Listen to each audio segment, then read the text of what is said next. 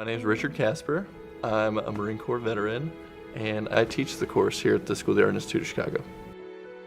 This program started basically because after my injuries in war, I didn't know how to deal with myself. I came back, had a brain injury, my best friend was shot and killed. I didn't know myself at that point. Art has helped me by giving me a chance to have a voice again. I used to not be able to leave my house. I couldn't go talk to people. I would physically throw up and get sick. If you could be 0%, that's committing suicide, 100% being the best you can be. After the Marine Corps, after being injured, I was at probably like a 9 or a 10. And after this school, I was back to like 85% me. For people who may struggle like I did and didn't want to break out of the house and be like, I'm not sure if this is going to work, I just want them to know my story and be able to come out here and learn with other combat vets how to do art. And if they're looking for one more way, if they just come out here and give me a chance, it's going to be worth it. What we were aiming for is to express what we were dealing with, when we were deployed and during our military career, where we literally get out of our element, go on this kind of like alternate reality to go back in time, think about what we went through, and express it to other people. Just being exposed to different concepts of art, like at the museum and some of the contemporary art we saw, that's what influenced me to try doing a performance piece for my last project. The opportunity to be at the school was just phenomenal. It was amazing. At lunch, we could go and wander the halls of the museums, and that was pretty awesome. I think the hardest part was actually talking about what I've been through. It was easy talking to Richard because he is a combat veteran and he has been through stuff I've been through. And my job was to, go find IEDs or find landmines or anti-personnel landmines and take them apart. And little did I know, I was putting that stuff inside me. At first, it's a little hard to let yourself become vulnerable. You won't really know what to do right away. It takes a couple days. I know for me, it took a week. Being surrounded by a bunch of veterans that know what combat feels like, knows the after effects of combat, knows how it feels to come home. It was really comfortable being here. They're going to come to class like normal college students, treated like normal people that know how to be like, I can be in college, I am a normal person, and I can live like everybody else lives. If even one of them chose to go to college and study art and has that artist brain to where it saved them, it's totally worth it.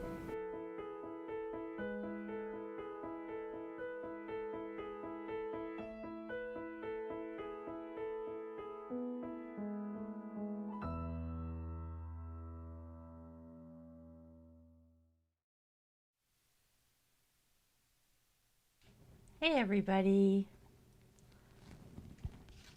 Thanks for the host, Cass. I appreciate it.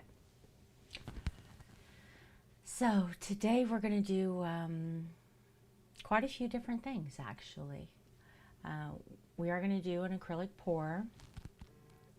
I'm also going to work on some acrylic pours that I did and make some modifications to them. So if anybody that's watching today was able to see the stream I did before where we did the acrylic pour paintings.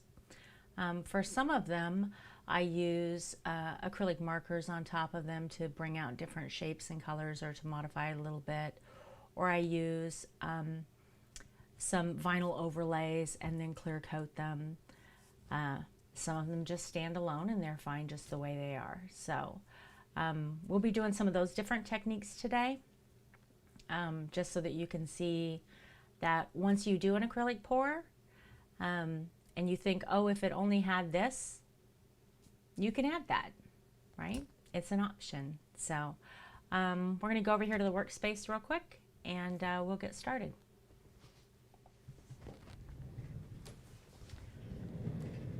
All right. So for those of you that don't know, I'm Mrs. OEF5. I stream on Mixer. That's super happy to be streaming across all 4 platforms with CreatiVets. Just really honored to continue to get to be a part of this organization. So let me kind of show you what all we're going to work on first, okay? Hey, Enigma's following. Thank you for that. Hi, Cass. Hi, Cass. The monitor in front of me, not working. I need a cable for it, so I have to look over there to see y'all. So, so if you see me going back and forth, that's because I'm trying to look at you. So, oh, welcome, Landon and Outlaw. So glad to see you all here. So we have a couple of things. Let's talk about what we're going to work on first before we really kind of delve into what we're going to do, right? So I have this painting here, and I like it. It's got some really cool detail in it. This was an acrylic pour. We used what's called a dirty cup technique to pour this. But if we look at it, it looks to me like there is a beak of a bird here, his breast all the way down to his tail feathers here, and this lovely wing, right? So pretty abstract right now. I mean, he almost kind of looks like a pterodactyl. I would like him to look a little bit more like a hummingbird. And there's a couple of details in this particular painting that I really, really like. So although it is not my favorite pour I've ever done, I do think that it has the potential to be a really cool painting. It just needs something more, right? So if we look here on this wing, see the metallic there? See the shine? So it's got this really cool iridescent, right? And then all of this cell development that we got here with the silicone in my recipe gave us this really cool feathering that goes all the way around him. And that's repeated over here on the end in little bits, right? And this is a perfect tail feather. So I thought I would take with this one, I'm going to take some acrylic paint markers. And I'm going to flush this out a little bit so that you can see the definition that I see in my imagination, right, in my artist's mind. So we're going to do that with this one. And then we have this pour, which, by the way, I'm actually really, really happy with. So we tried a new technique with this one. And I layered the paint inside of, you know, the picnic like condiment bottles that are squeeze bottles for ketchup and mustard. I layered the paint inside one of those because it had such a fine point on the end, and then laid it out to make kind of a geode look, right? Much like the painting that I did behind me. So I love the definition of the lines. I think they're really, really clear. But what I'd like to add to this one is some silver, maybe some gold, maybe a little warmer copper color. And we're going to put in some detail lines to really define this geode look, right? So that we have a little bit more definition and some more layers to it. So it's got some really good detail in there. But it seems that it's just a little bit muddy to me. It's just not quite clear enough, right? So I want to define that a little bit by using those acrylic paint markers. So we're going to be doing that. I also have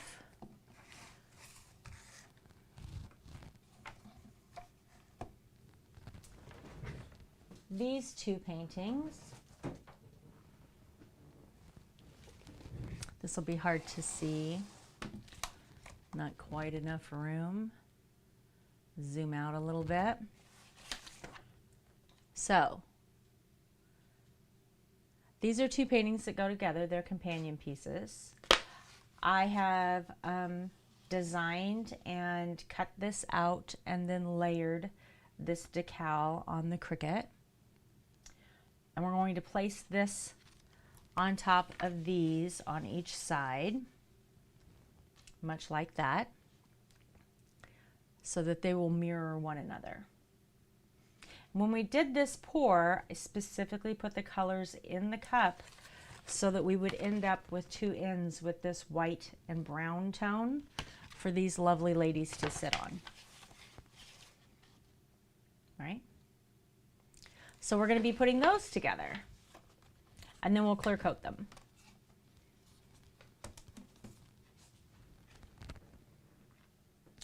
And then we're going to do a new pour. So, hey, thanks for the embers. Appreciate it.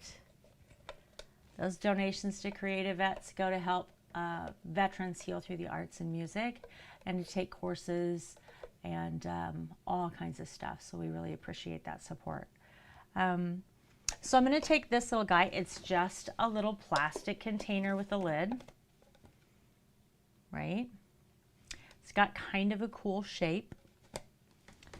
I'm going to take this guy, set him in the center of a canvas, and I'm going to do a pour over the top of it. So that will be the pour that we're doing later on today. So that's our plan. Let's see how much of that we can get done.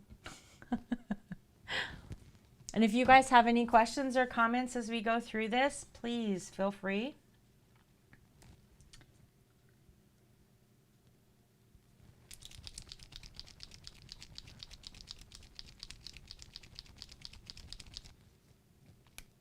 So I am happy to explain anything that I am doing or why I am doing something. I'm going to grab a scrap piece of paper here.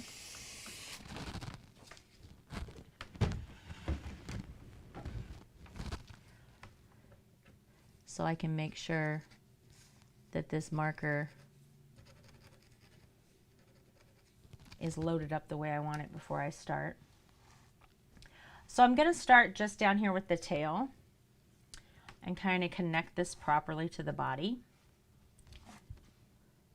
So I don't think I just want a solid line, right? I think I want to feather this in a little bit. And maybe it would be better to start up here.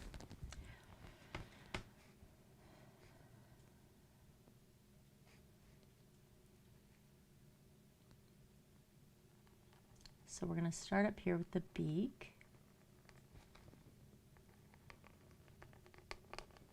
We're going to give him a nice long beak. And then I'm just going to feather through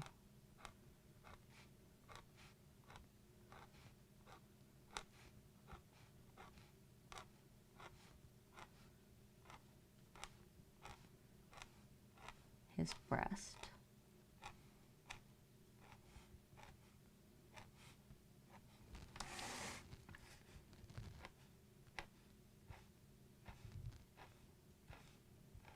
And we're going to bring it all the way down here to his tail. And I'm going to continue to feather right along that black. Even though it's already defined, these acrylic markers have slightly different shine than the paint.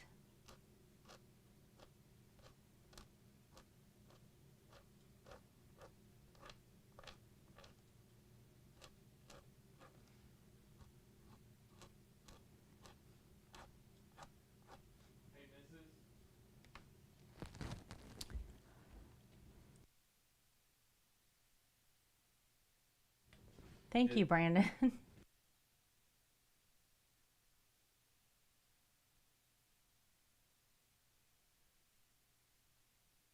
Like it was going on and off, on and off. The intro is going on and off? Yes. Still? Video. It's okay. I'm just letting you know. Like right when I walked upstairs, it was playing like in the middle of it, so. I don't understand. It's okay. You didn't do it, I don't think. No, I have to turn it on over there, so I don't understand why it would be running. I think when he was changing the string title. Oh, I understand. Okay, that's fine. So whatever you were just saying, repeat it. Okay. I'm sorry. Apparently we've had a technical difficulty. I was saying that I'm feathering along here, right? I don't want a solid line. I want a solid line for that beak, but I want this to kind of feather in. And then even though this is black and it's already defined and I'm following that line, right?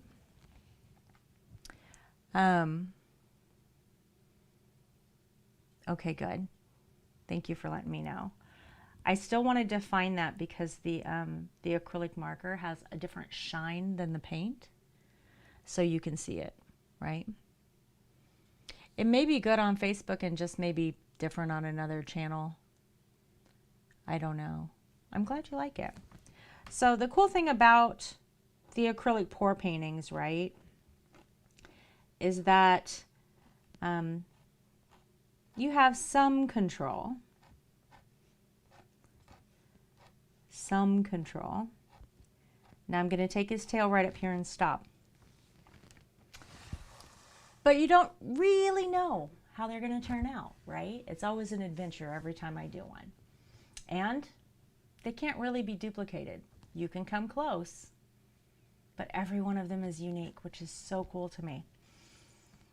So sometimes, like this one, I can see something in it, but I'm not really sure if anybody else looking at this would see the same thing I do. So I want to add a little something to it. I want to do something else. Instead of just looking at this and saying, you know, it's not good enough or I don't like it, I like the idea that I can modify it a little bit, that I can continue to paint it, I can continue to work on it, whether it's with brushes or markers or vinyl or whatever I want to add to it, collage pieces, whatever you want to do. Sometimes they're just a great base. So I think this beak should probably come to right about here.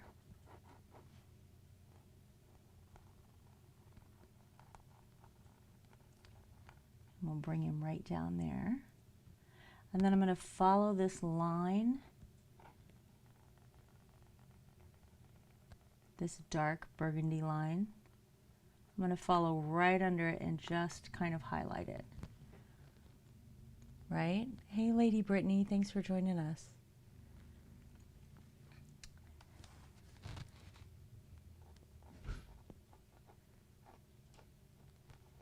And we're going to darken up that tip just a little bit.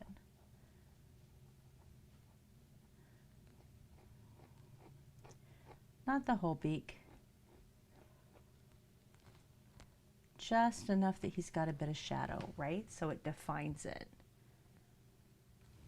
Let me bring this in a little closer so you guys can see. So I've feathered out that line, right? So it's just real faint right now.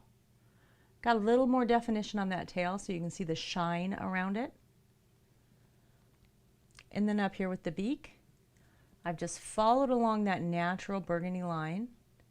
I'm giving him, let me get out of all of the alerts, giving him a little bit of shading on the tip of his beak so we've got nice definition there, right? Okay, Lady Brittany. I wonder what's happening. This is worrying to me.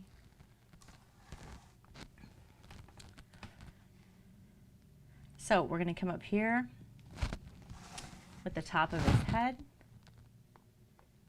And I'm just going to feather this out.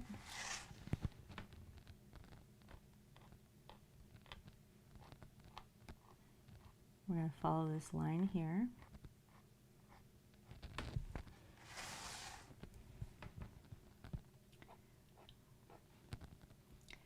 We're going to come down here. And we're just looking for a nice, smooth line, right? So I want this body to come down and look as if it connects to the tail.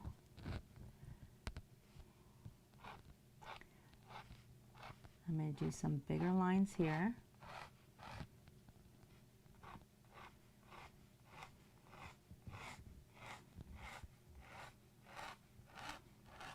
For this wing.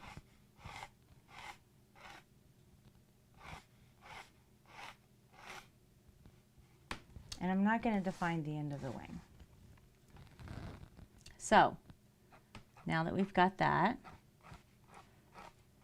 I can come back through, make a few larger strokes, right? I'm going to bring them into the body. Bring it into the tail. Feather them back a little bit. So we've got some nice movement here. And I don't want too much, just a few. And we're going to do the same thing with the head here.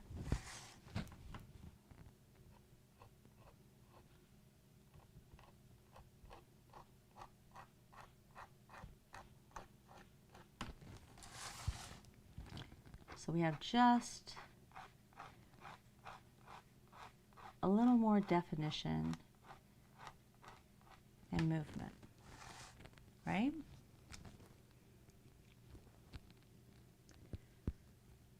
It's mixer.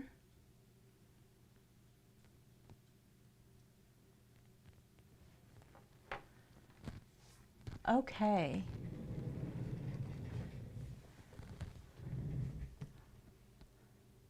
All right.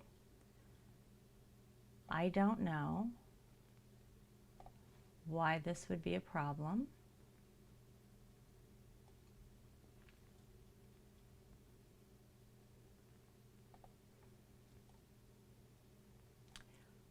Thank you, Mr. Two. I appreciate it. Yeah, I don't know that I can correct it, so we're going to just work through and do our best, okay, guys?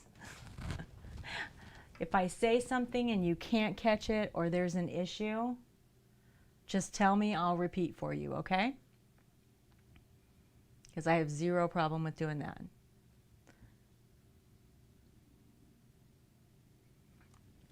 All right. So, here we are. Hey, thanks for hosting. So, can we see this bird now?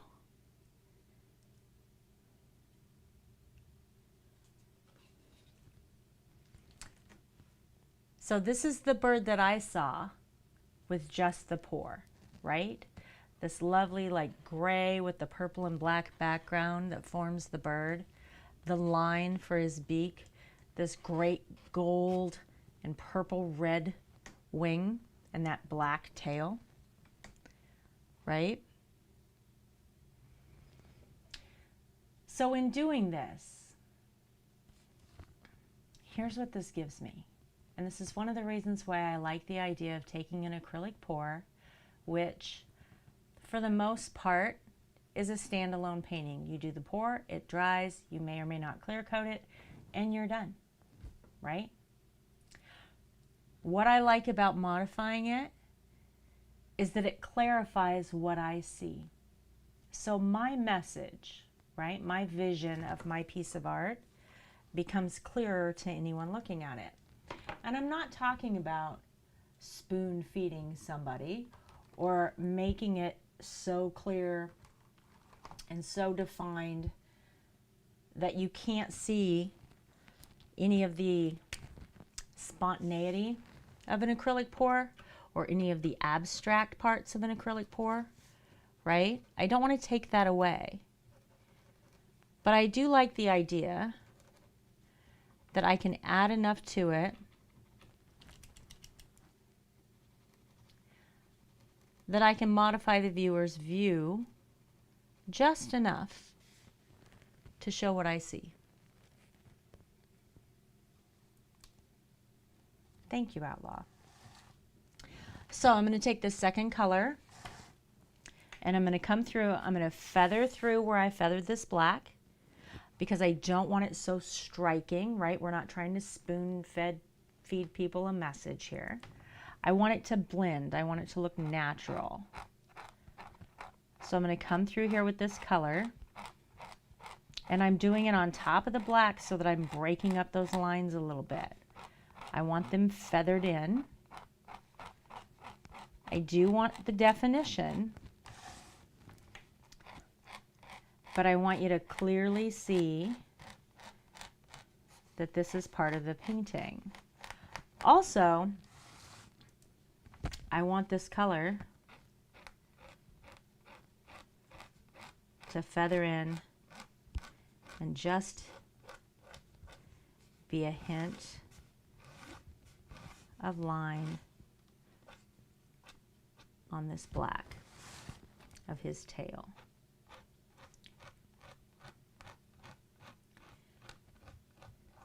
So we're getting the color. We're also getting that shine and a little bit more layering.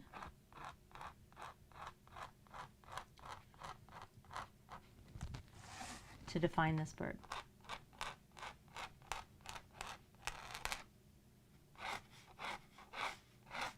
I bet you can really hear the scratching, can't you? We're having an ASMR stream today as I go across this canvas.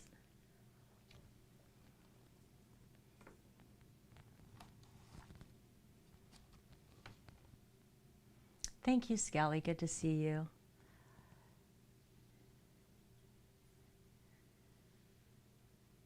Oh, yes. So we're going to do several different things. I don't know if you were here at the start. We are going to do an over pour out of a several different cups at the end. So you'll get to see me start with a brand new canvas and do a new pour on it. So we'll do the whole thing. You'll get to see all the pieces, right? So, as I look at this, do I want to define that beak? I don't think I do.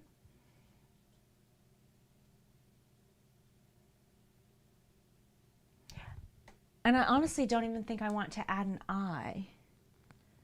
So you can barely see that color of that purplish pink color I just added. You can see the definition on the tail a little bit, right? But it just serves to kind of meld that black line with the rest of the painting. That color goes with the painting. It looks like he fits now. So it's not just I colored this in over the top of a painting, right? Now there's a bird there. So I can put an eye here if I want to. I can continue to feather this out. I could actually draw in individual feathers. I could feather his entire breast if I wanted. I could do some more on his wing if I wanted. But honestly, I really like the abstract.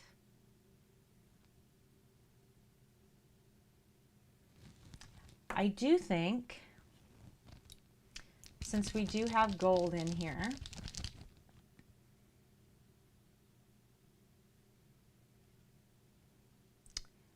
this one's opaque, okay. I do think I'm going to line out that beak with a little bit of gold.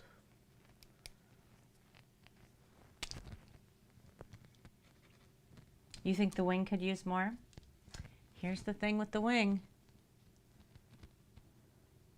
That wing is completely iridescent. So for my eye, I don't want to break that up. Now, were you painting this and you thought, this is what I need more on the wing?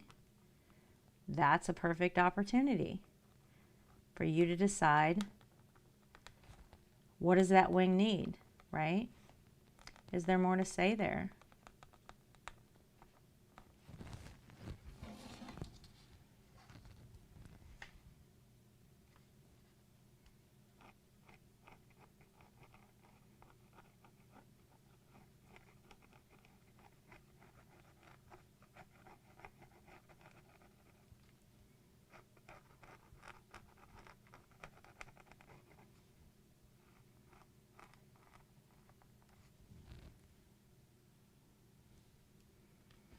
But I don't think I really want him complete. Thanks, Cass. I think I want him a little incomplete. So we've got this gold and this black on the beak, just a hint of a yellow beak, right? That not quite complete wing with the iridescence, the tail feathers that you can just see a hint of movement of air, feathering of the breast, no eye, and a half complete mouth.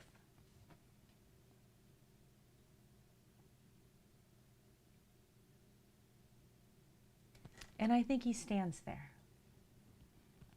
So what do we have? As we look at this, we have a bird that apparently can fly beautifully. He's got gorgeous iridescent wings, right? There's obvious movement. He's already moving through the air, but he can't see, and he can only partially speak.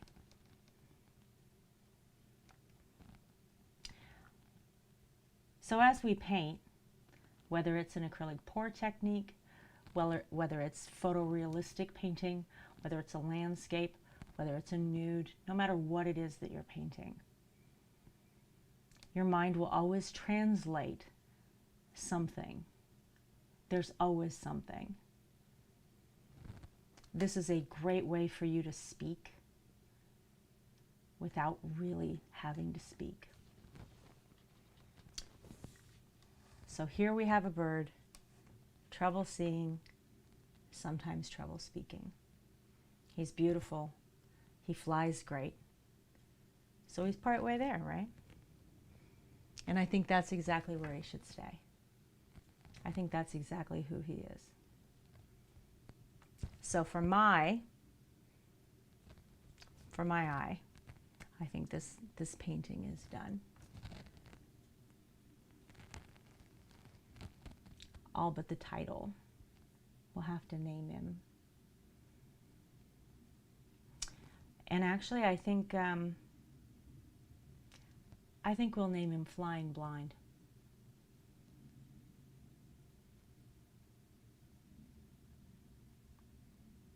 I think that's a good name for him. Yeah. So there he is. So, next, we're going to work on the geode.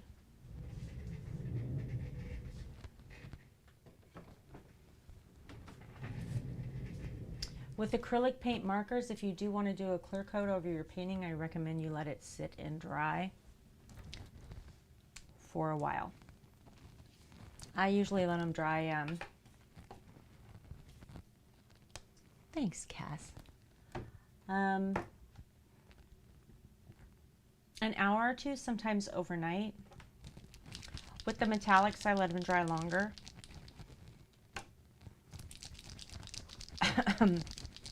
The only reason I do it, they dry immediately, don't get me wrong. The only reason I do it is that because when you put a clear coat on it, there's a chance that that coat will pick up that paint and smear it. So I let them dry, make sure they're absolutely dry. And then I'll clear coat the whole painting and then very slowly guide on the same line just to make sure that I don't smear anything. So our geode, I'm going to zoom in since this is a smaller painting so that you guys can kind of see a little bit more what I'm doing.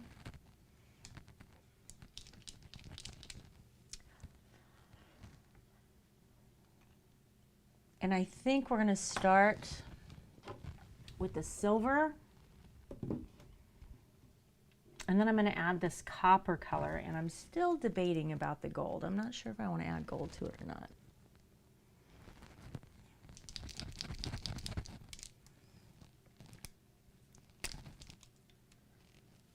So we're going to start right here in this corner down here that's just white.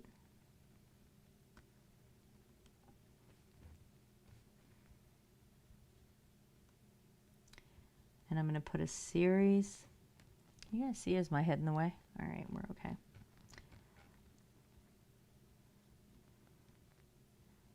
A series of lines here that are not straight, but they do follow the natural line of the painting. So I've added just 2 small ones and then 3 .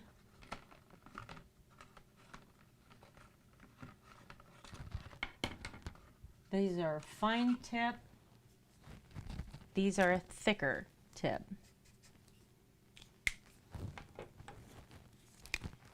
Right, so this is this thick. That's our fine. Ooh, you can barely see it, it's so fine. So we're gonna vary our lines between that thick and thin. And I'm going to start by doing all one color. I'm going to start with silver, like I said.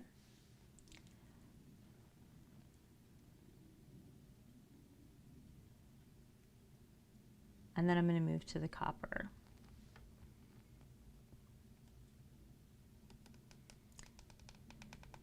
So this is, at this point, silver on silver, and you are barely going to be able to see this.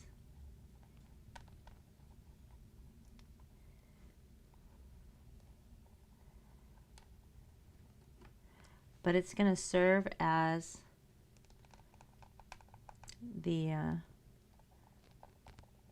lines that I follow later on with more defining colors.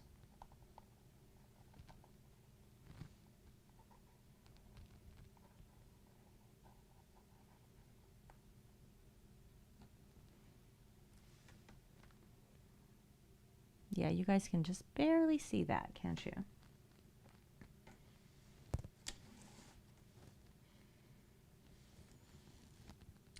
So I'm choosing lines that are already here, and then I'm just moving along all of the little dots, all the different little textures, and I'm making a newly defined line that I can continue to follow through this wider part, right?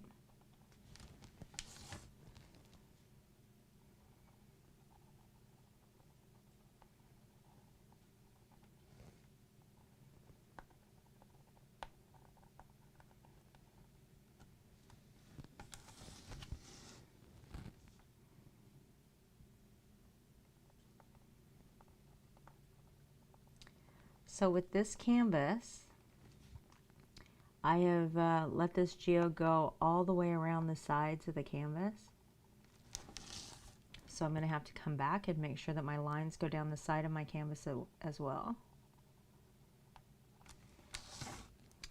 And I will check chat in just a second. If you are all talking, I'm not ignoring you. I just can't look up right this second and follow my line at the same time. I apologize.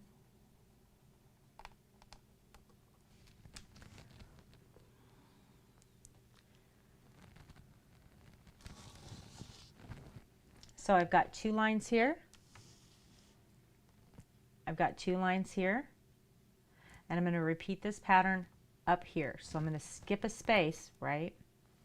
I'm going to do it here, and then we're going to do it up here.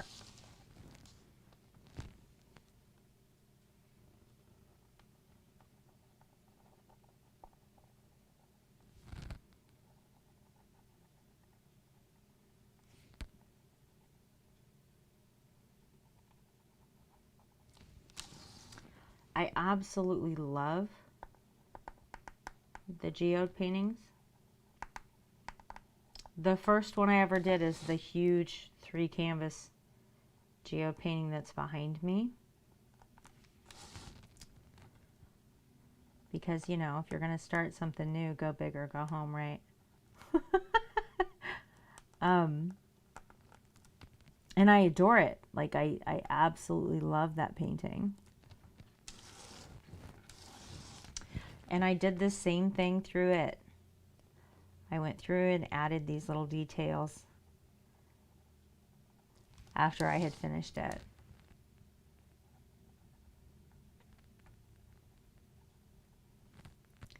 And as soon as I did, and it hung on my wall for quite a while because I do have a cat.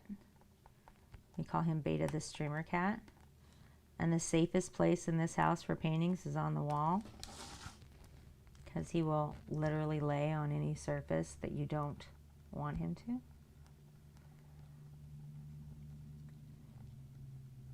You'd think he understood English and it was intentional. So I hung it up before it was finished.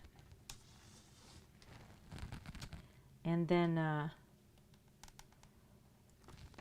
don't know, a few months later is when I finally got around to doing this part of it. And the second I did, I just fell in love with that painting all over again. I was like, oh, this is amazing. Why didn't I do this before? But I was nervous because I already liked it, and it's such a big piece that I would somehow mess it up, right? Or I would damage it somehow, or I wouldn't love it as much when I was done. Sometimes it's hard to take that risk, right? So we're going to come back down here.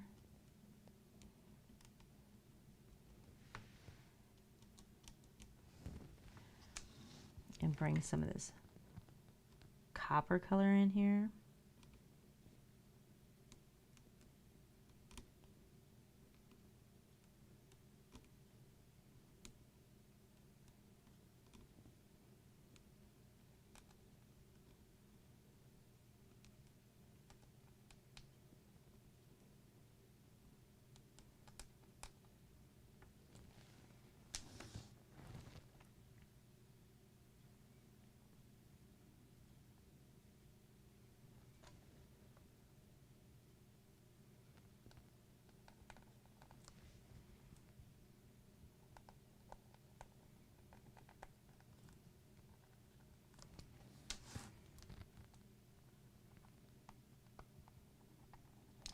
And I'm following the lines of copper that are already in this painting.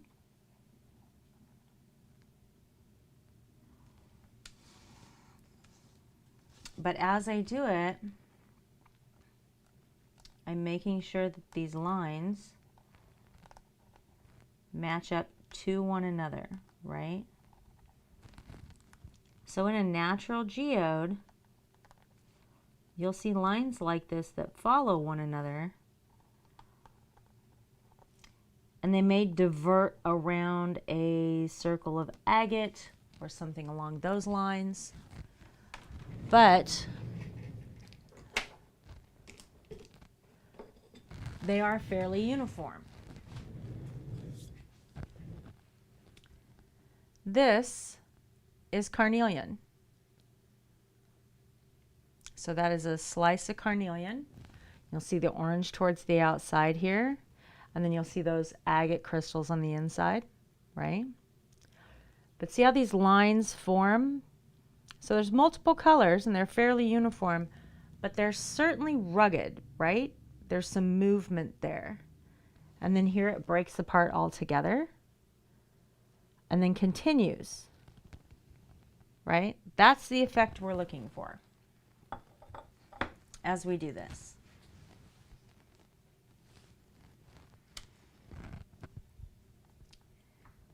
So we're going to follow along this paint, and where there's an interesting little circle or whatever,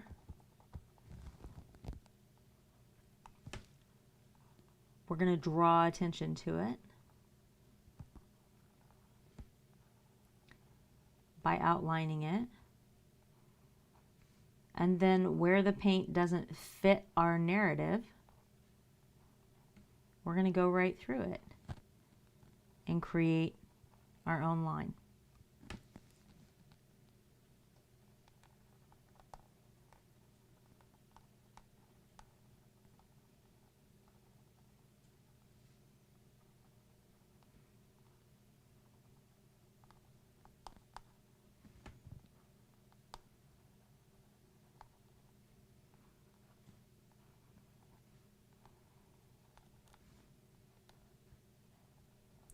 So I can do this entire thing with this same fine point pen, or I can come through like I did here and use a thicker pen as well.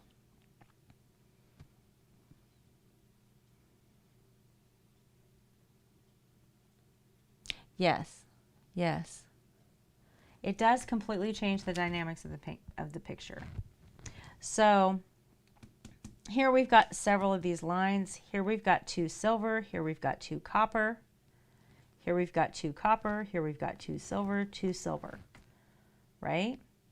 So rather than continue this pattern, I'm going to go ahead and take this copper on this side of the silver, and the silver comes through here, right? It goes on top of this white line right here. I'm going to take this copper underneath here and follow this line around here.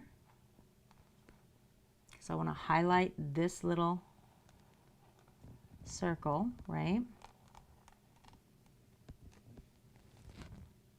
And I'm going to do that twice as well.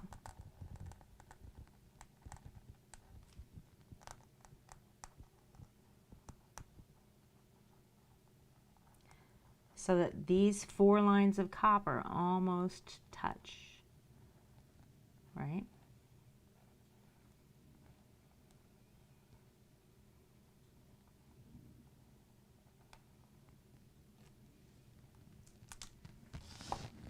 And then up here on top, I'm going to mirror that, right? So I've got silver here, I've got silver here, and I'm going to run the copper through the center here. And this is such an interesting line, right? So I definitely want to take advantage of this line. So we're going to come up here and around like this. I'm going to do a second line just like that.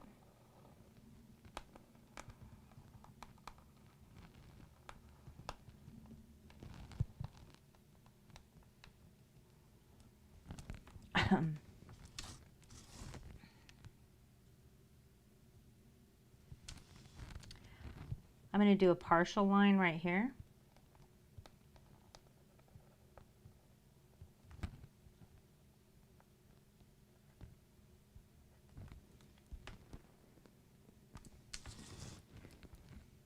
And then I'm going to do a couple more right here.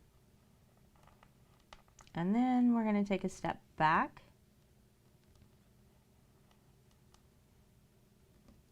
And take a look at where we are.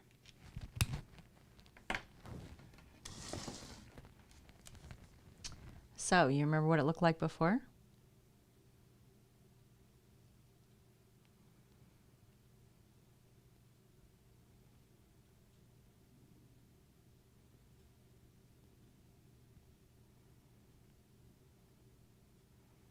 Hi, Dark. Live from the bunker. Great name. Thank you. Yeah, so see the change? So, as we looked at this before, and I didn't modify this one because I wanted you to see the difference, okay? There are silver lines on the outside of this, but this isn't modified. This, to me, looks like a cell, right? Created by silicone from my acrylic pour recipe. This right here, with these additional lines, looks just like that to me, right? Let me get this to where it'll zoom in. See how the stone naturally does that? With those lines added to it? Now it looks like a geode. Now it looks like stone, right? So we get a much more realistic look, whereas this right here doesn't to me. It needs a couple of lines to define it. So we have the silver here, which, see that silver line there? But I think what we need here is a single line of that copper.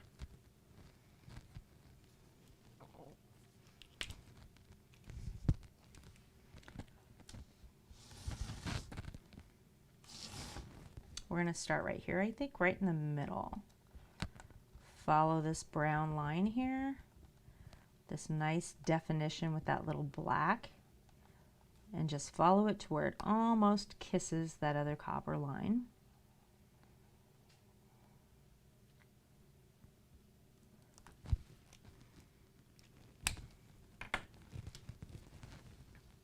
So,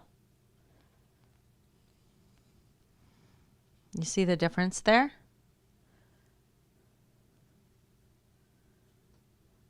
Now it looks like it's a part of the stone.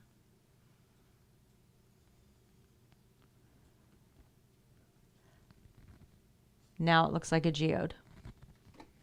So even from far away, you don't have to be that close up on it. The definition of those lines, I think, really brings it to life. Now, once it's clear coated, this starts to look much more uniform, right?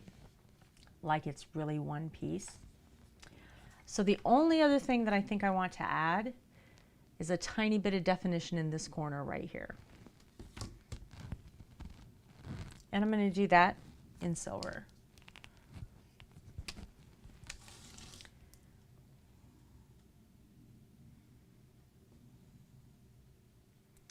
Just a little bit. So I'm going to go through here to the sides of my canvas.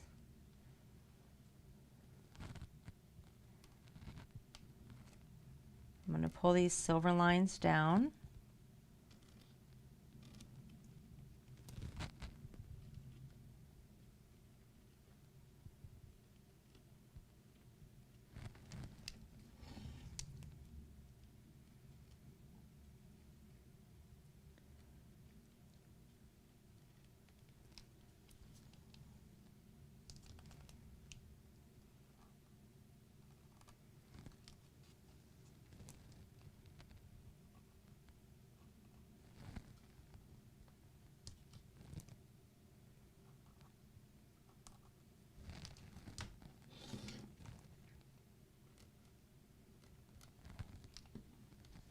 And these aren't straight lines either.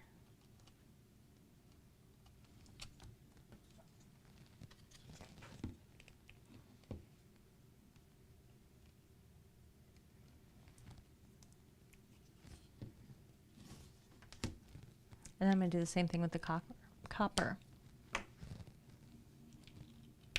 So, all the emojis from Twitch.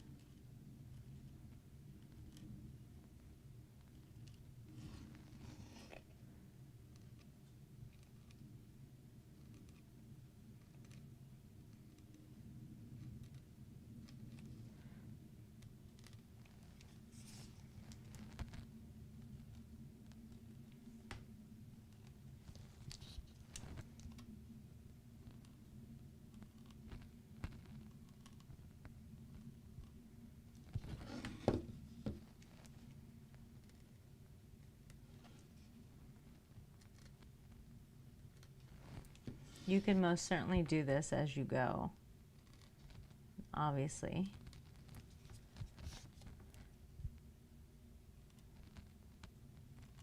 I was not sure as I started this painting if I wanted to only do the two colors on it, or if I also wanted to add gold.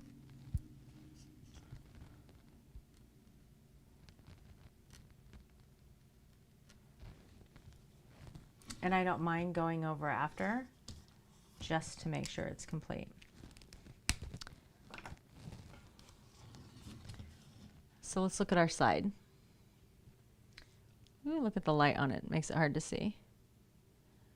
Did the same thing on the sides as we did on the top. So when this hangs on the wall, no matter where you're at, no matter what view you have, this painting is just as complete,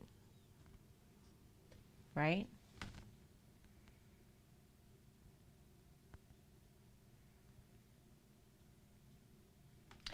And this process is definitely a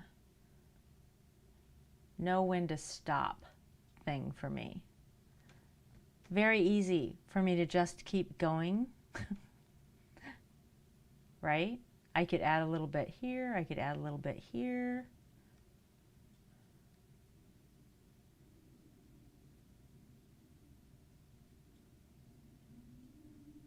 I like it as is. So let's look at some of our line development here, okay? So as I drew this line out, I'm following a line of paint, right?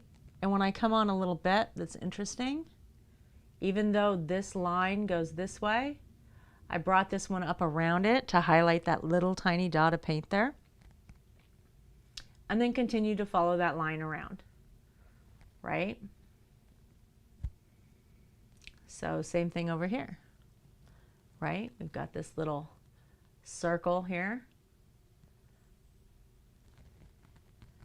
Up here, we follow this whole line so it becomes more defined. This line stops right here because this white comes through and curls. So that copper marker stops right there. And I just blended it in to that copper color that's already in the paint. I just feathered out the end of it. So there we go. What do we think? I think it absolutely needed the addition, right, of those details to look like a finished piece. I think it was pretty before, but much muddier, much more defined than what it is now, right? I love the high shine of the metallics on it. I like what that adds. Think about that hanging on a wall when the sunshine hits it. Like, it would just make me happy to see that little sparkle in the stone. That's a cool thing, right?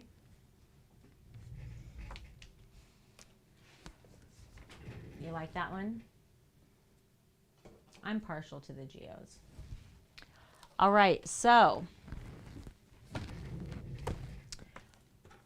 another technique we can use to complete an acrylic pour is to do an overlay, right? Meaning we're actually going to add an entire piece to it. So whether that is with paper, with fabric, with ribbons, rope, 550 cord, whatever you want, right?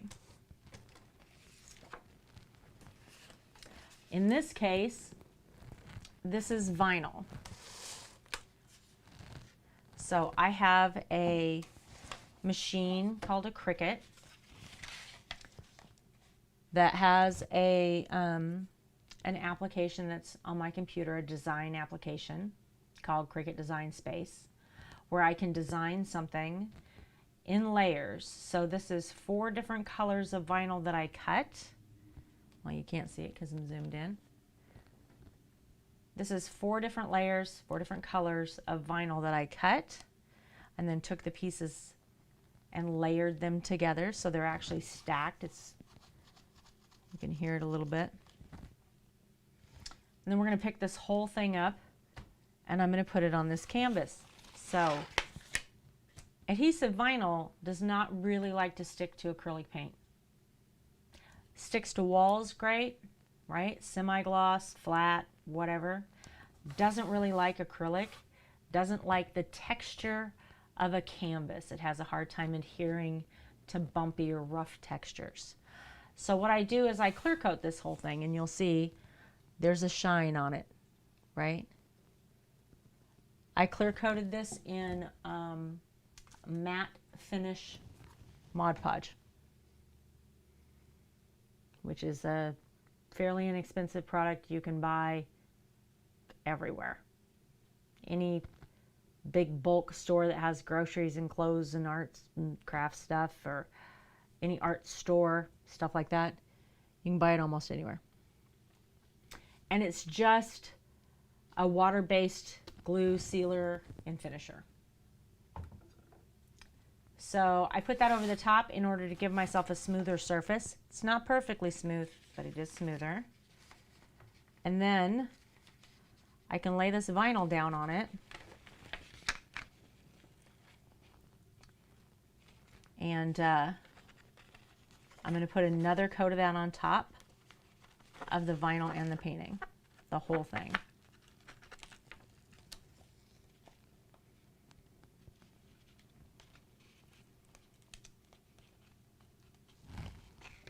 I'm running out of hands already. There we go. I have a feeling she's going to be tricky to get right, but we're going to try. So I want her arm fairly straight.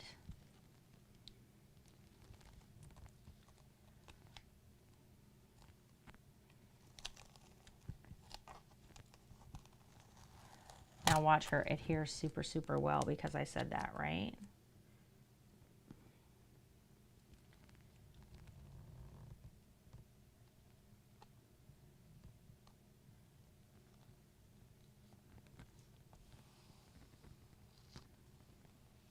I want her right on the edge of that canvas.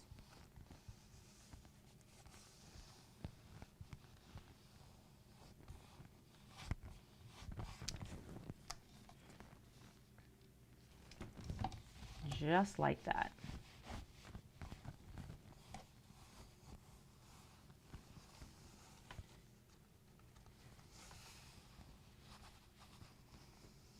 So because I've got all these layers, I want to make sure that I've got this really nice and stuck down before I put the clear coat on it.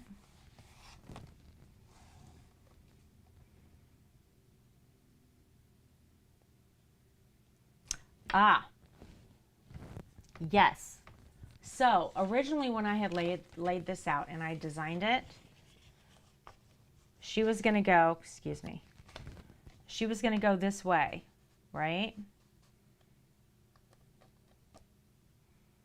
So the problem with this design is you see none of this. She doesn't lay perfectly with the pour because you've got all of this extra gray going into that brown, right? So if I put her this way on both of these paintings, she really defines that brown. There's just a tiny bit that goes past her, and they fit better. So I sat and played with them today and debated about exactly how to do it, right? And I decided that this way she would look better. And with them this way, you could put her back to back like this if you wanted, and she still looks really good. Or you can put them like this, and they still look good. The other way, you really can't move them. For whatever reason, they just look weird. So I switched them up. Sometimes you just got to go with it, right?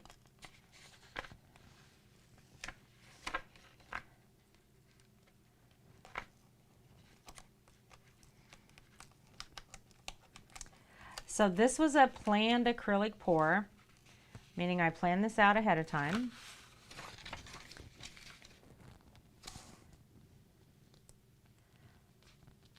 When I did the pour, I put everything, I poured out 2 cups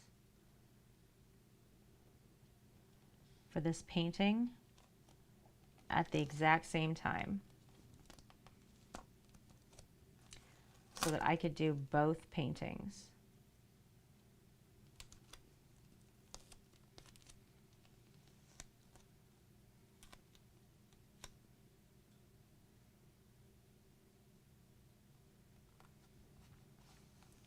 And then attempted to pour them the exact same way across the canvas.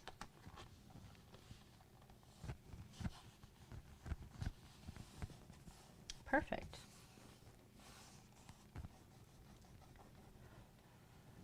So I thought about making her in much more defined colors, right?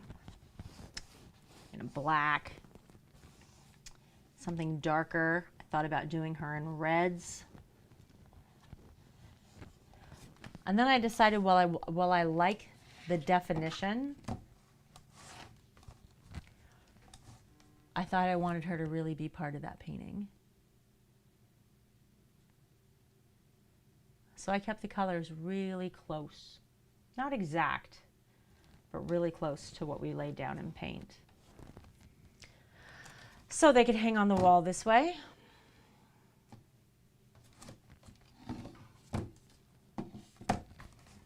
Or they could hang on the wall like bookends.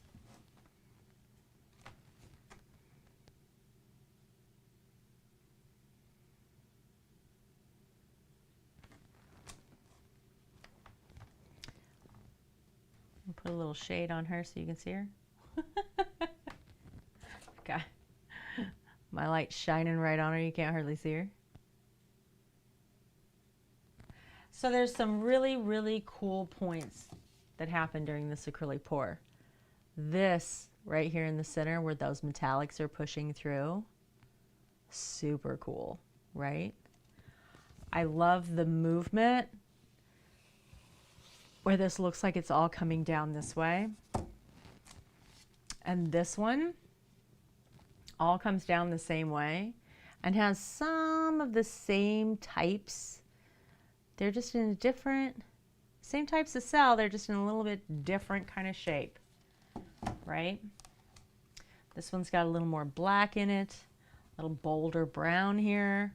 This has got more silvers coming through, more whites on these cells that came through.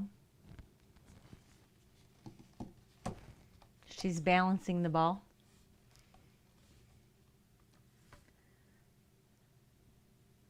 What do you mean I have her upside down? Is that what you mean? You think she should go this way?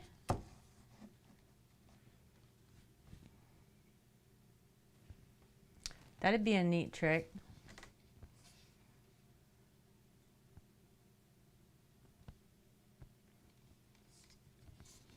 On the ball? This way?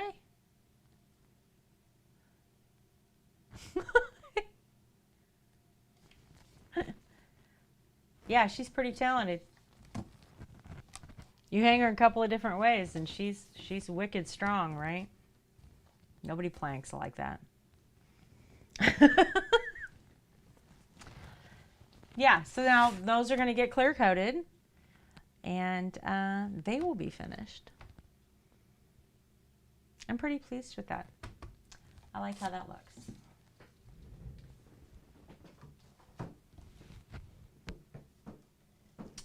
I was told that they would look like a fancy rich person's bathroom when I got done. And I think they're probably right. That is kind of what it looks like. It looks ritzy. Yeah, I really do. I like them. All right, so I have two other acrylic pour paintings that I'll show you guys.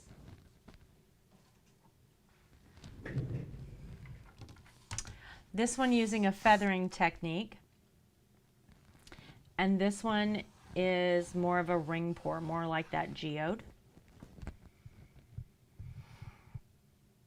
This one I really thought about painting and turning into feathers, like really making it look like a series of feathers through here. And this one's difficult. Look at all that tiny, tiny rings, all that detail. And then, strangely, there's this really cool feather.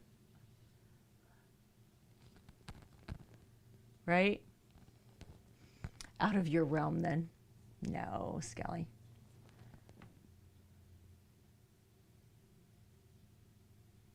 You read the word bathroom. Good for you. Good for you. So, I've not decided with these two what I would like to do with them. So one of the things I thought about doing was making them simply name plaques, where you could put a name across here, right, in like a dark blue or a black. So it could say OEF 5 Outlaw. Putting a name that went this way underneath all of these rings, or maybe a heart with a name in it in the center with like a banner going across.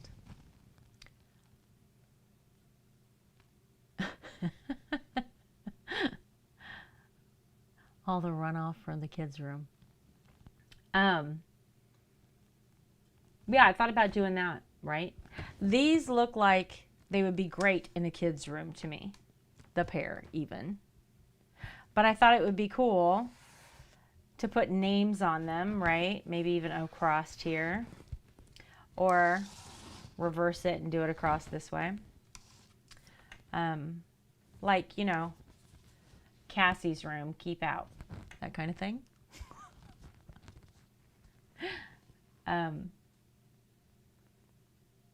So I thought that would be kind of cool.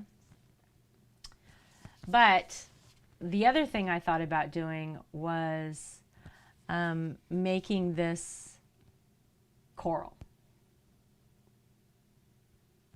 This looks like fan coral to me.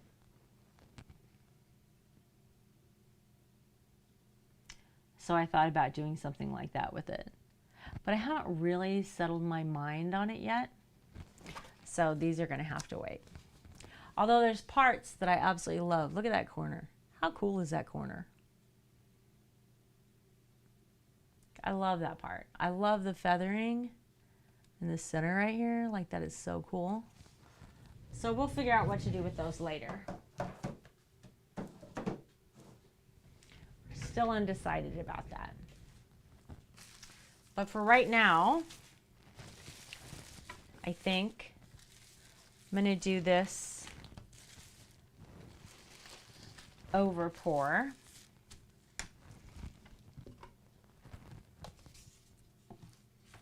On this canvas right here. So we'll get ready to do this, and you guys can see an acrylic pour start to finish. I don't know if you guys can hear my phone vibrating, but it's really going off.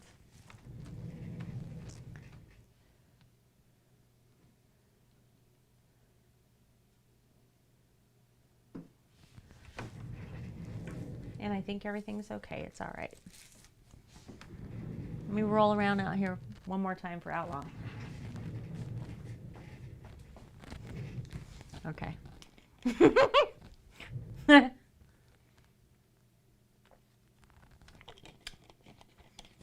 could just do a whole stream where I just gracefully move. I'm sorry. Okay.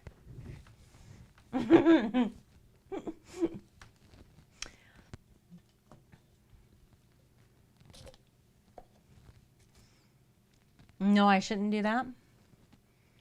It was kind of fun though. Look what I found today, guys. I found these little baby cups. Aren't they cute? They're the perfect size for this. All right, so acrylic pour. I use Floetrol, which is a painting medium. Why get a little one? This is for latex-based paints, acrylic paint. You can also buy this for oil-based paints. You can buy it at any home improvement kind of store, right? Floetrol removes brush and roller marks. Its job is to self-level paint. One of the things I like about it is that Floetrol is inert when it dries. Okay, so it's never going to change the color of my paint. It's never going to change the texture of the paint once it's dry. It's never going to do any of that. So I really like that. It also dries perfectly clear. I realize it's white right now, dries perfectly clear. I use Floetrol. I use bottled water because I have hard water. Can't use my own water. And acrylic paint. So we're going to mix up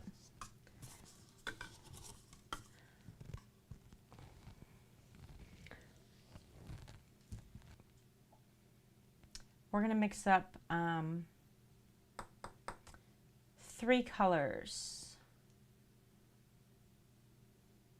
for this. I'm debating exactly how to do this. 3 colors for this. I'm going to use, I recommend you measure if you don't do this on a regular basis, okay? But here's my measurements. 5 parts Floetrol. So if we want to call it ounces, then 5 ounces of Floetrol, 1 ounce of paint, 1 ounce of water, and then if I want cell development, I'm going to use 2 to 4 drops, maybe a little more, of high heat silicone. Okay? So, depending on how much paint I need,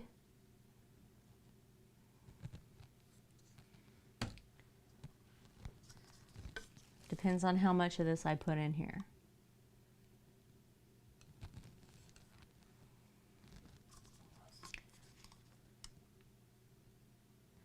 And you know, the more I think about it, the more I think I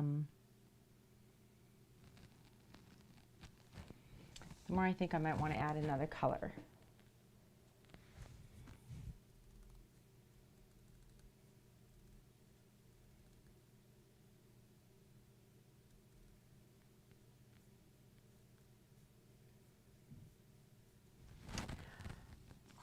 Yeah, I'm going to pour another cup just in case.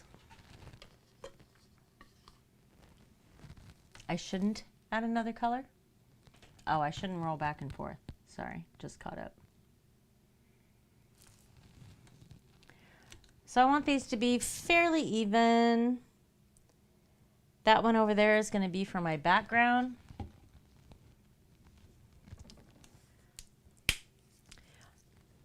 And instead of making this a white background, we're going to make this a red background.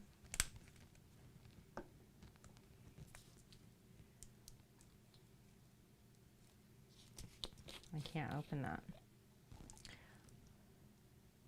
So we're going to do, that's a Tuscan red.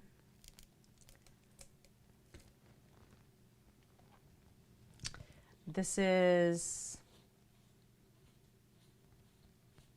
banana yellow.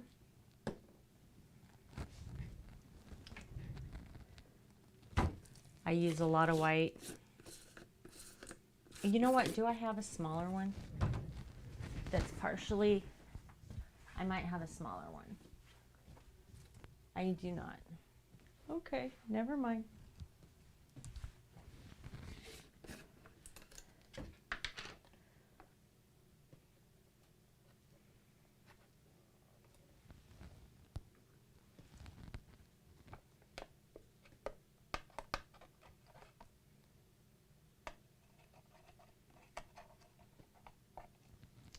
I'm just going to cut a little tiny triangle.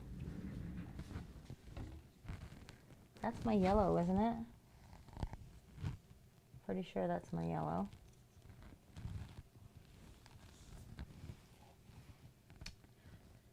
And get a little bit of white in here.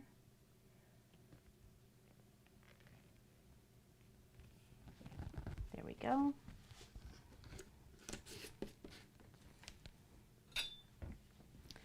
So I've got yellow, white, and red.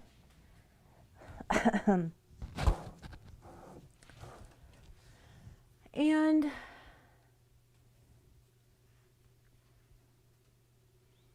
I think I'm going to do one tone lighter red.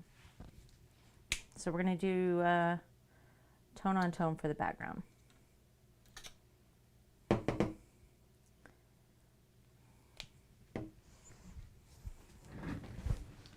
Oh, I might need my stir sticks.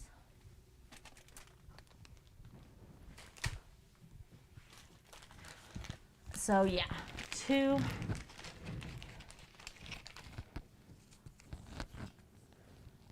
white and yellow on top, 2 tones of red on the back. That's what we're going to try first.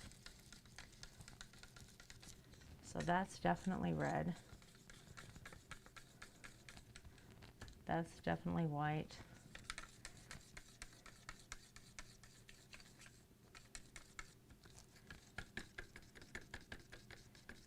There's the yellow. Oh, like, is there not yellow in there?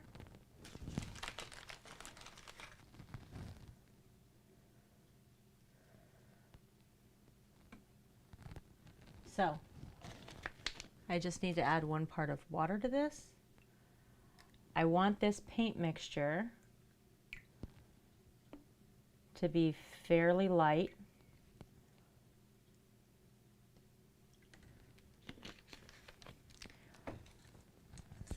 I want it about the consistency of thin pancake syrup.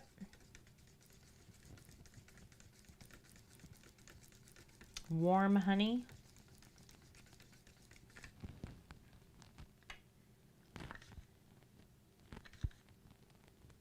See how that falls?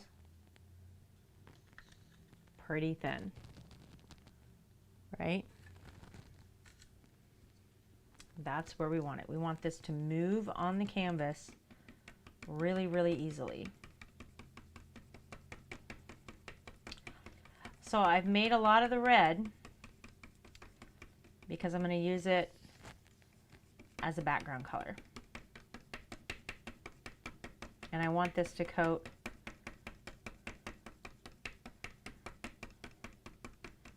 pretty much this whole part of the canvas.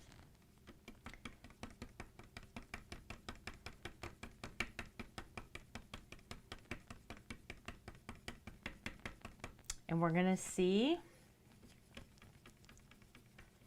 how this yellow and white do in the center. And if we don't have enough definition, we're going to add some red there too. So I want to make sure right now that I have enough that if I want to change my mind or do something extra, I can.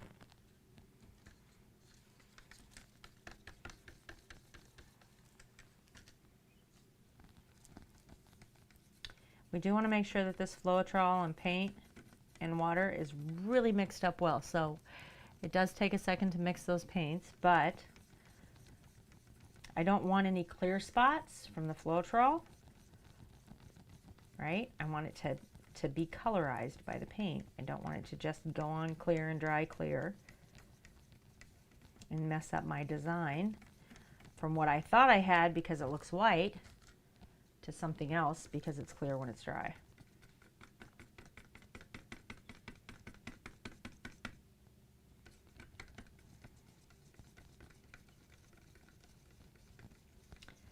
Also, you will notice the more you stir this, the thicker it feels as the paint really gets incorporated with the Floetrol.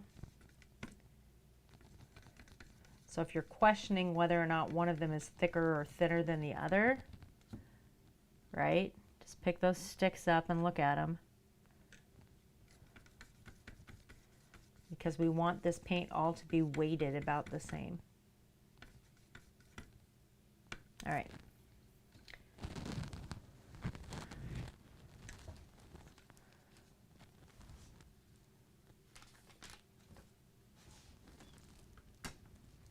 So we're going to start with this edge.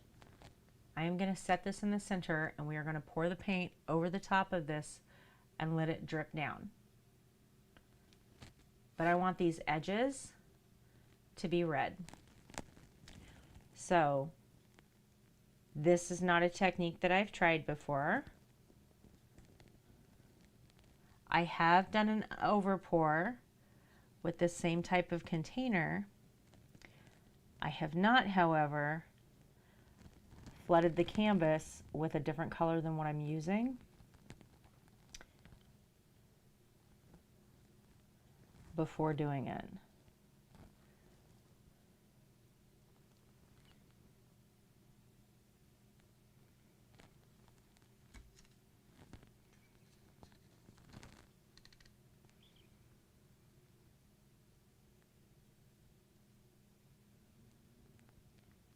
We're going to give this a shade of lighter red, just a tiny bit of it to the inside of that Tuscan red. This is fire engine red, just so that we have a little bit of definition. So as I pour this onto here, something to remember is that I'm going to move this around on the canvas a little bit.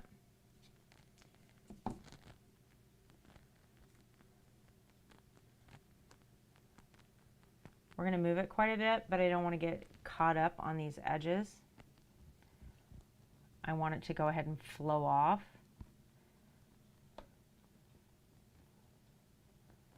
So we're just going to put this out here so that the paint doesn't get trapped on a dry canvas anywhere.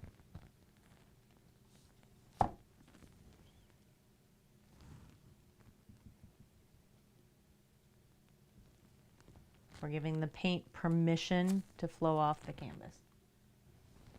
I can already tell you we're going to need an entire roll of paper towels. I got so messy doing these paintings last night. Brilliant. All right, so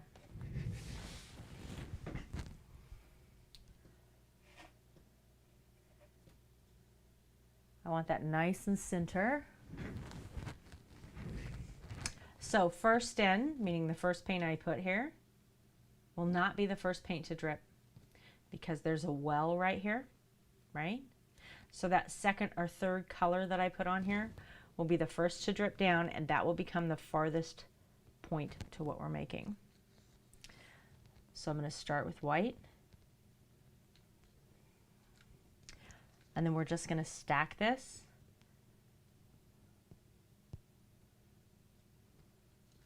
White and then yellow.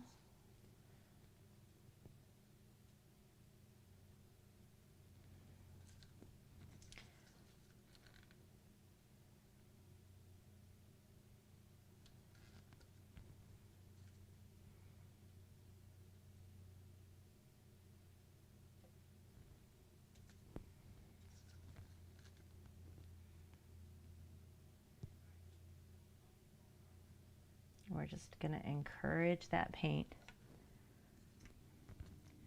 to slowly pour off of here.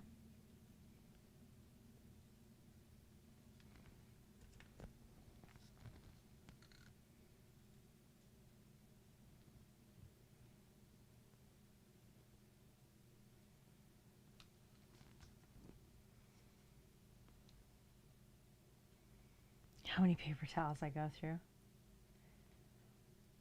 Well, normally I try to be fairly conservative. I have not gone through a roll this week, if that tells you anything. Putting a lot of paint on here, right? There's a lot of paint on this canvas. We're going to lose a lot of this paint.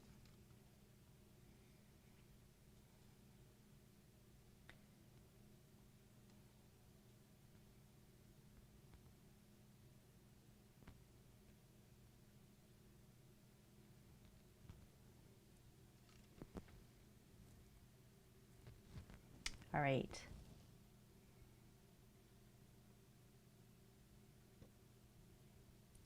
So I'm going to pick this up. I'm just going to drip it down into the center.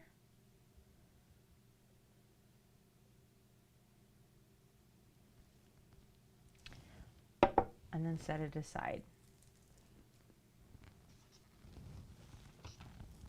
And now for the messy part. Now we're going to move our paint.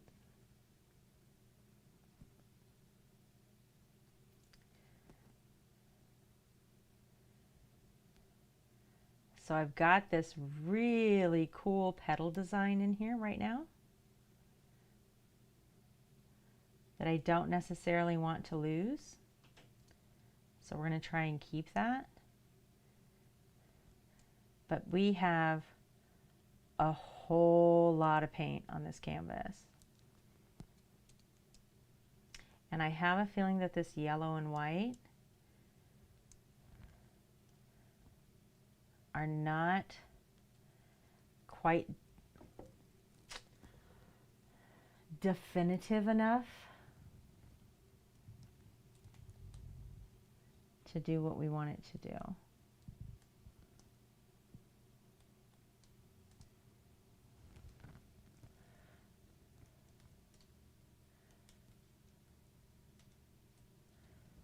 Oh, maybe.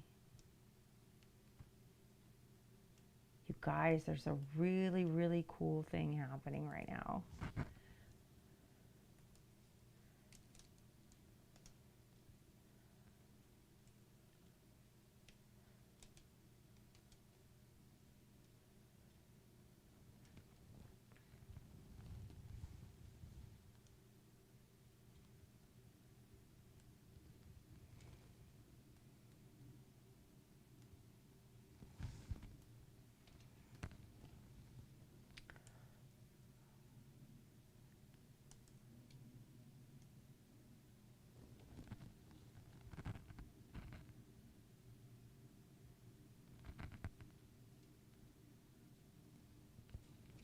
I need cups. Is Outlaw in chat? Look how dark my camera got because there's so much light coming off of this thing. Outlaw, are you in chat?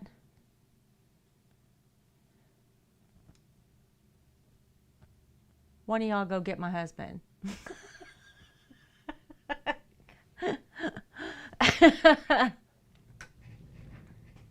Okay, Skelly. Outlaw! I'm trapped.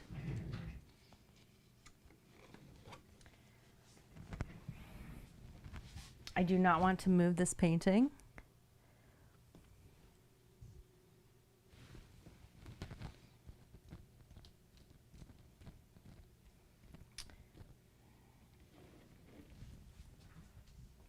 And I do not want to get paint on anything else.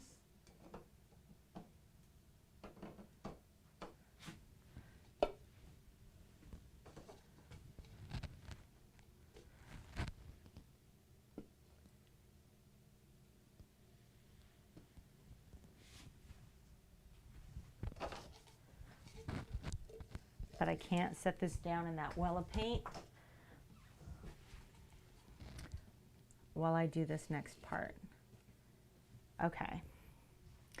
So can you, huh? I got it already. You have people switching me all over the place, and I'm Okay. live, and Well, I wasn't aware. I got to get you cups, and now you've already got them? Yes, thank you.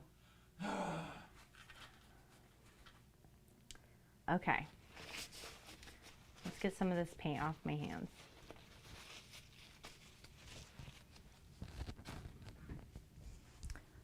So let's see how much paint we've left on here. I think we're okay. So here's what we have. We have this really cool yellow and white petal overlaying this red. And we've got some really good cell development happening. I want this camera to light up so you can see it. So I did not add silicone to any of these paints. Silicone is what creates cells. I did not want a whole bunch of cell development, but I would like a little bit of lacing here on this edge.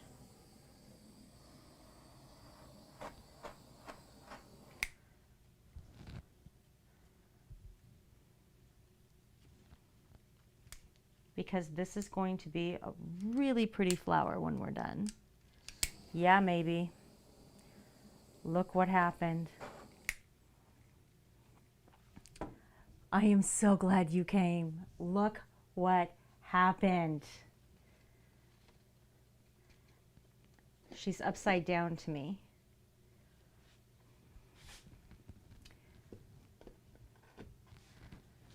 So this is right side up, right? So we have, oh my goodness, this camera, killing me. Killing me. Give me some light.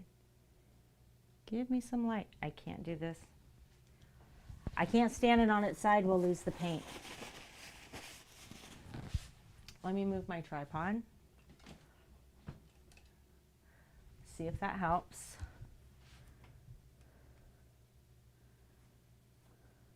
It's auto-correcting the light for some reason, and I don't know why. So we're going to put on this dark bit and bring it over to light and hope that it makes, nope, makes no difference whatsoever. So we have the center white of a flower here. Coming up here, we have these really nice lines of petals that you can barely see.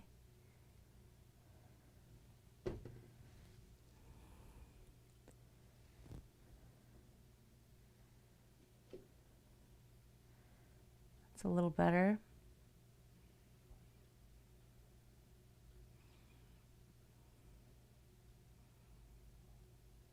Right?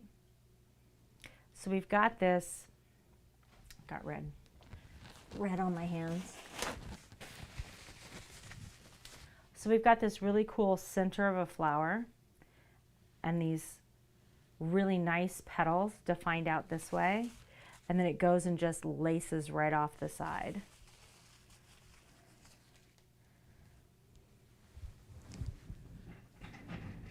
I have brushed metallic red and gold vinyl. This would be a perfect piece to put a oh my gosh, I'm zoomed in. To put a hummingbird right here like it's just landing on that flower. Do the whole body of the hummingbird in gold and then do its little wing in that brushed red metallic. We've got some acrylic pours. So I think I may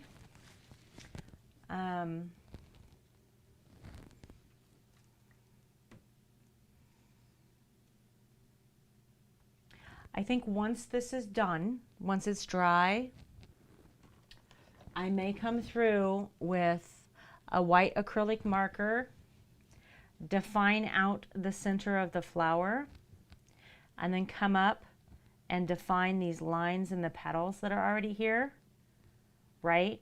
Define this line here a little bit more, bring this all the way around so that we have a little bit more definition. And then if we were to put that gold hummingbird right here with the red wings going into the red, I think that would be really, really stunning. But as soon as we define these petals,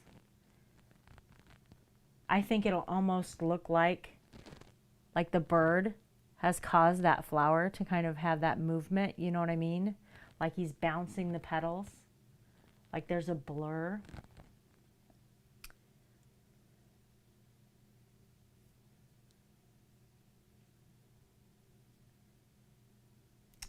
Not my intention to do your painting today, maybe. But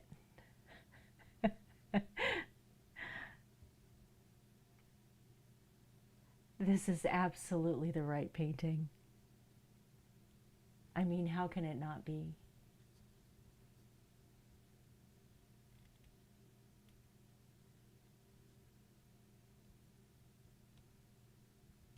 Yeah, I really think it is. I'm sorry, not my intention. Maybe he had asked me to do a painting for her to honor her mother. Maybe's mother was murdered, and unfortunately, the person responsible for that never revealed where her mother was, so she has not been found to this day. And so Maybe asked me to do a painting to memorialize the love that she has for her mother, to honor her mother, and describe to me what she would like. And man, if this didn't just happen, it's amazing to me that I started this pour. You happen to come into CreatiVets today, right? I mean, we can call that a coincidence if you want. But that's an amazing thing. That's an amazing thing. So yeah. One of the things we do here on CreatiVets is we talk about how art can help heal. Not just the creation of art and the telling of your story, but the appreciation of it, the understanding of it. This is a perfect example of that. Right? Because this is a way to find a little bit of solace and a little bit of honor for something that's lost. This is healing for somebody. And that's exactly what we do here. So it's really, really beautiful that this happened today. CreatiVets focuses on helping veterans to heal in that way.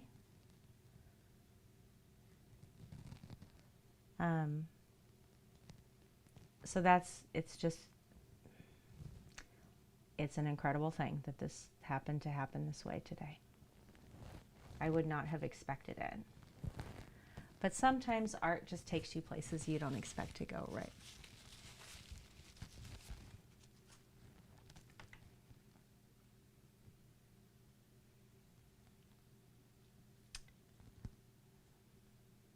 I'm having a hard time finding words. Like, that's amazing.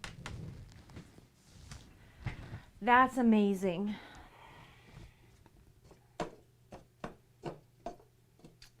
So we need to get this over here where it can be level and dry. I have a little 4-foot table covered in plastic sitting here behind me. You might be able to see part of it, but that's what I'm using right now for my little drying table.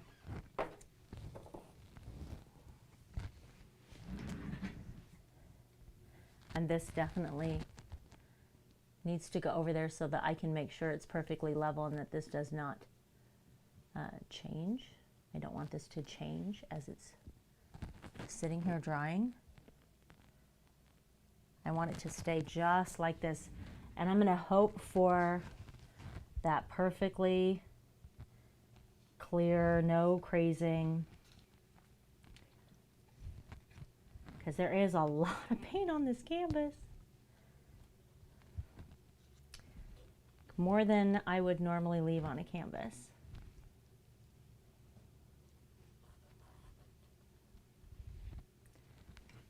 But, oh, thank you, maybe.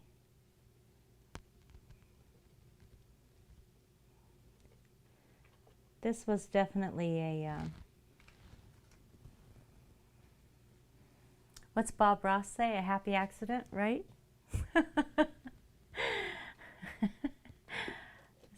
Definitely a very happy accident. That's for sure. How are you doing, Keko? I did see you there. I'm sorry. Not ignoring you. I'm so glad you came by.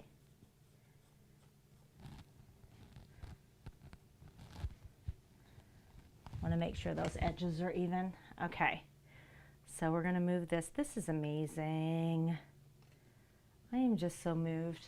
I can't even tell y'all.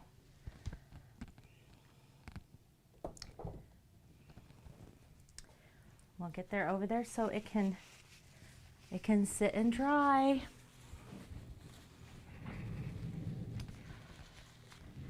Oh,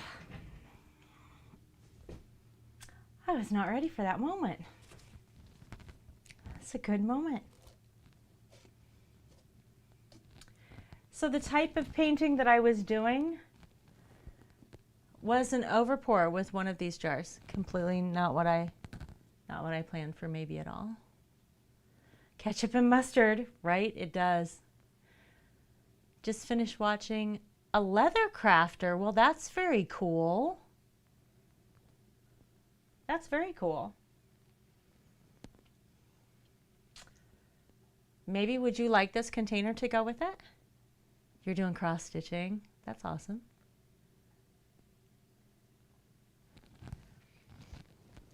I had made this one to match another painting.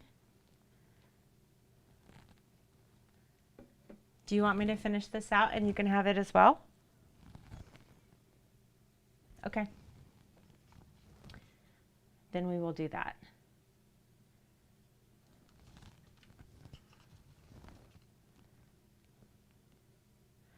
So I used it, I don't know if you got to see the Iron Iris from last night. I think you were there. I used it for that. And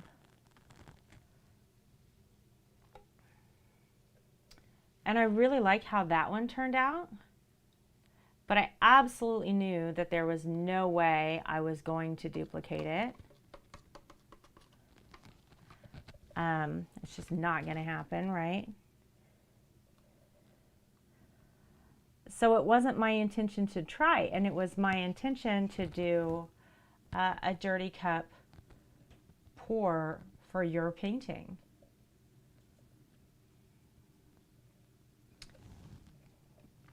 And not this type of pour at all. But what I wanted to do tonight, and my intention tonight, was to do this one with the two different shades of red, the Tuscan and the Fire Truck red, so I could determine which one would look best with this buttercream yellow, because I knew both would go well with your commission, but I wasn't sure how they would blend with the yellow, if it would turn into like that muddy orange color, or if it turned into that bright orange color.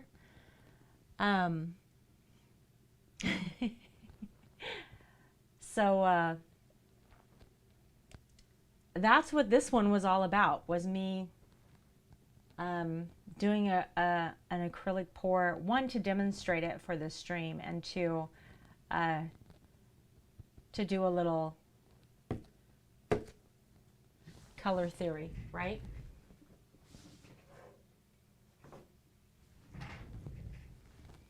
Where's the lid for that?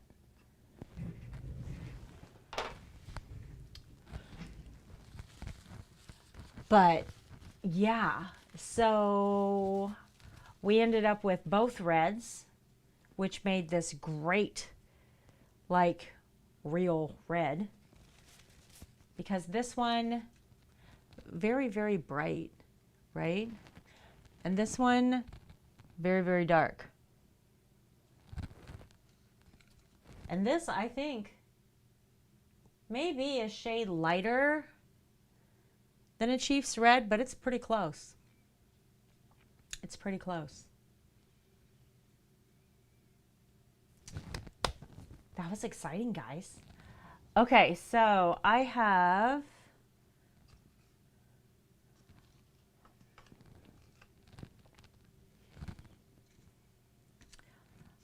all these reds left. Let me grab a little 8x10.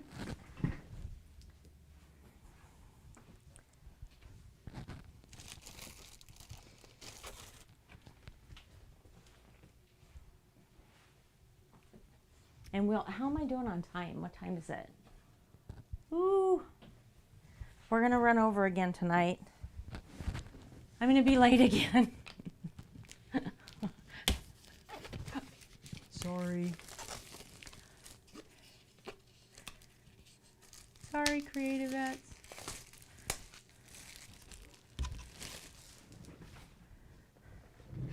I don't think there's nobody after me on the schedule, so I think we're okay.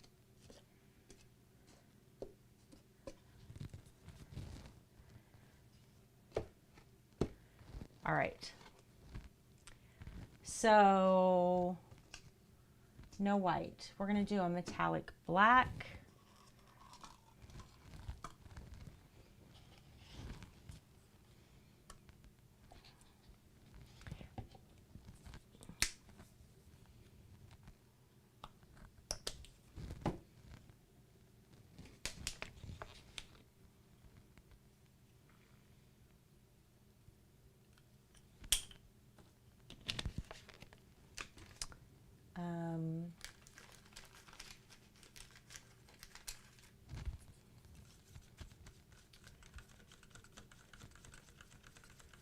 And I think I'm going to pull in a gold, red, black, and gold.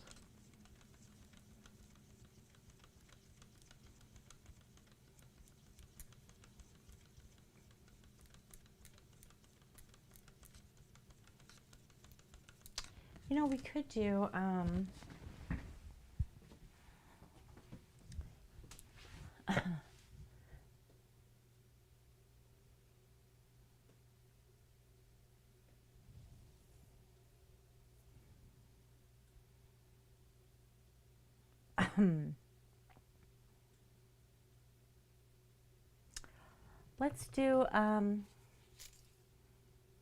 let's do a copper instead.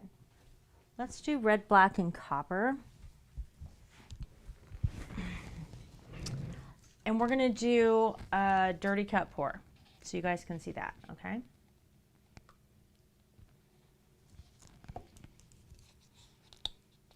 We are going to put silicone in all of our paint. So you'll see the difference with the cell development when I add silicone, right?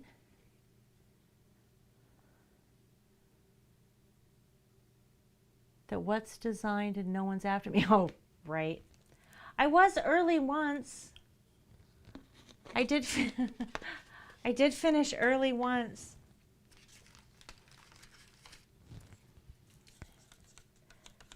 But yes, most nights I'm a little late. I try to stay on the schedule, but you know, CreatiVets itself is an amazing organization, okay? As an organization, as a 501c3. But I want to tell you that the people who work there are the best people. And all of them have been just incredibly kind and so sweet to me. One, to let me do this at all, right? Like, what an honor. I'm gonna need a bigger cup. But more than that, they give me all this latitude, right? So I send them off what I want to do for the week, right? Here's my content. This is what I want to do. Here's the materials you need, all that kind of stuff, so that they can update the schedule on the website. And so that they know what we're doing. And it changes, you know, what I want to do each week changes depending on what's going on. And they're always like, awesome, this is great, thanks. And it doesn't matter what I say I want to do. They're just like, yeah, do your thing, love it. So it's really cool, right? They're just super cool people. Oh, almost forgot to add my silicone in here. And not just because they're encouraging, not just because they're kind. They just are. And if you've ever watched Garrett's stream, it's blatantly obvious that he is an educator and that he has a heart for helping and teaching people. The same thing with Rick. They're all just amazing. Richard is incredibly supportive. They're all just amazing.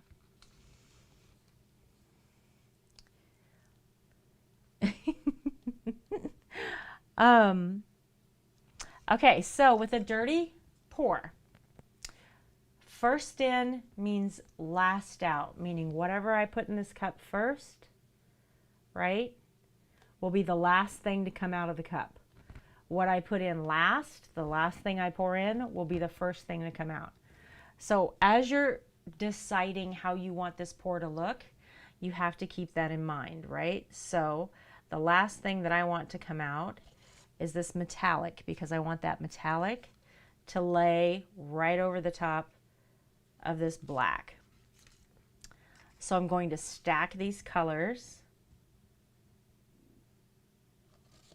just like this in this cup.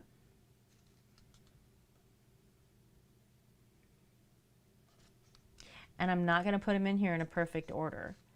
I want these reds separated a little bit. I want to see if we can get some definition. So that's part of why we're going to do this pour, is I want to do a test on these reds. I want to learn something today.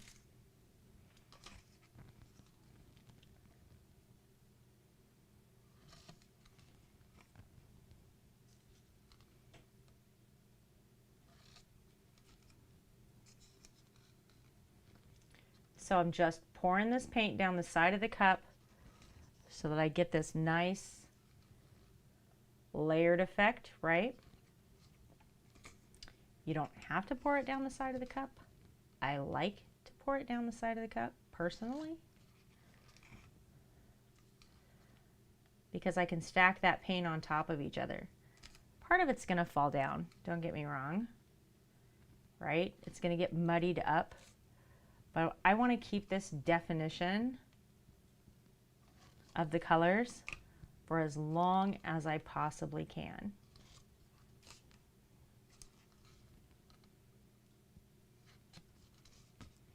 So one of the reasons your recipe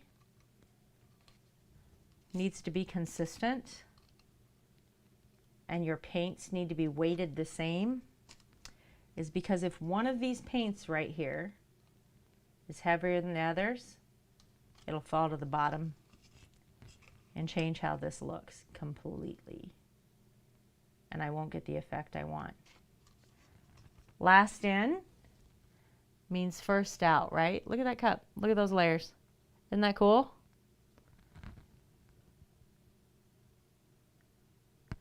So that last color that I just poured in there, that's the first color that's going to go on here. Right? Unless I run over it with the other colors because I'm not pouring it even.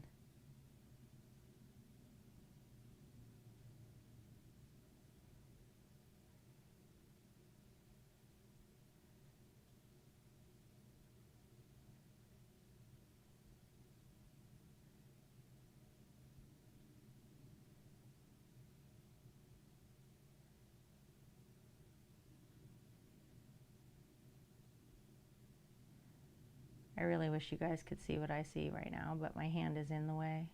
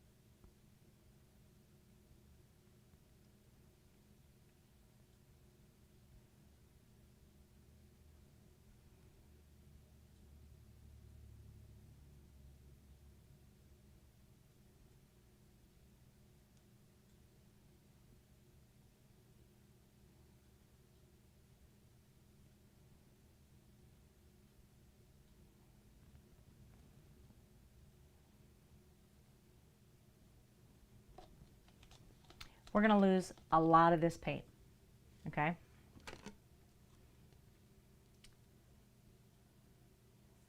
A lot of paint on this canvas. So don't be alarmed. by the fact that you see a design now, and that is not the design that we're going to end up with, okay?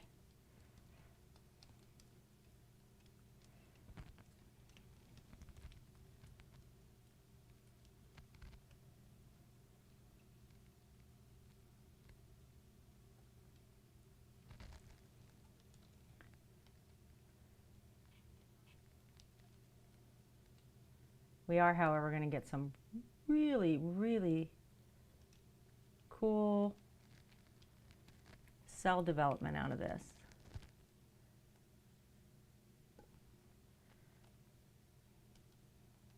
Because they're already wanting to form.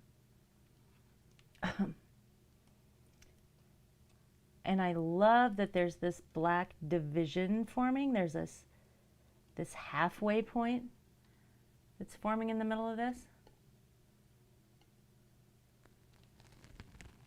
It's very cool. Let's see if we can't pull this out just a little bit further.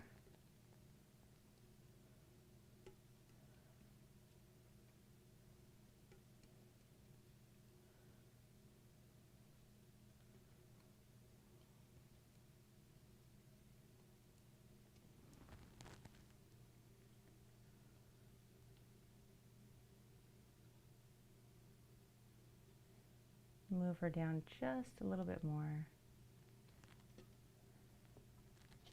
There's a quite big cell forming right in the middle of that. Look at that.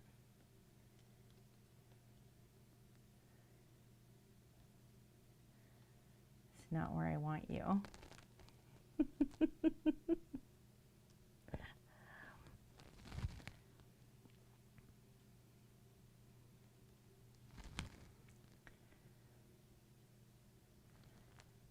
There.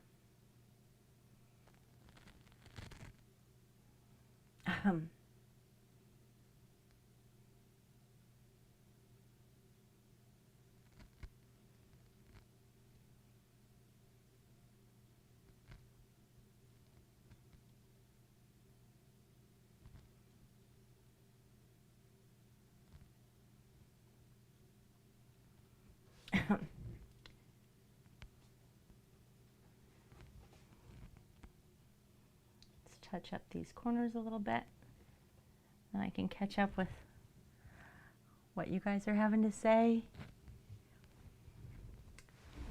Obviously, I need to grab a paper towel. I gotta say, with my color combinations tonight, it looks like I might be wounded. Okay, not a good look today. All right, so see how you can see that canvas? Because the silicone's actually touching the canvas there. It's pushing so hard on the paint that it's moving it away from the canvas. Just going to touch and add a tiny bit of paint there before I hit this with some heat so we can see some cell development happen, which will change the entire look of this painting.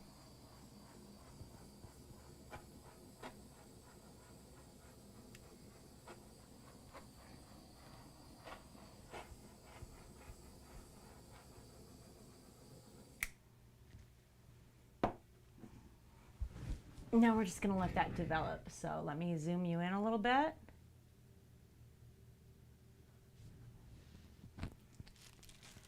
Let me attempt to pull this over here with not.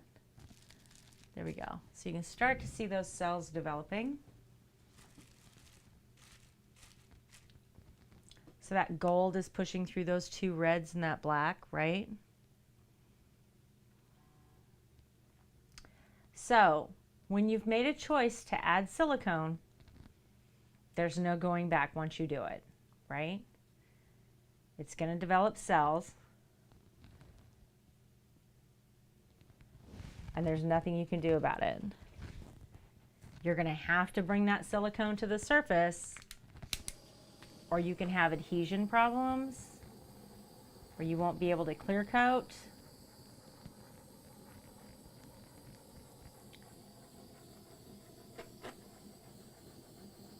So you have to let this part of the process happen. So even if it's a really, really cool looking painting, you're still going to have to go through this part of the process. And then just see what happens, right? Oh, happy birthday, Mr. Two's dad. We'll see you.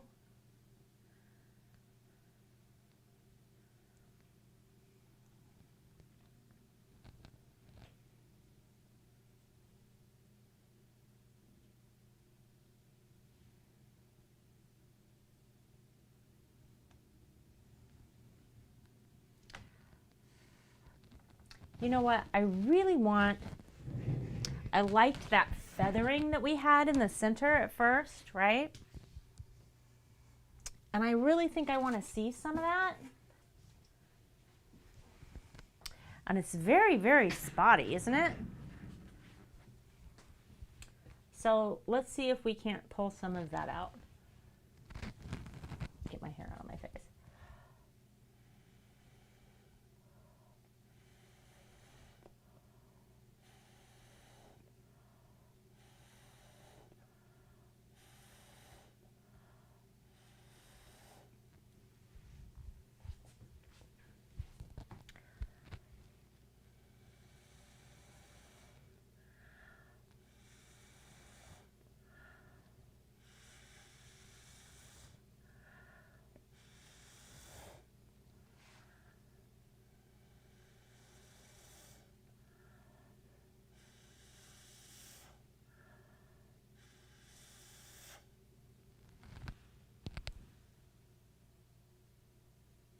Yeah, I like this movement.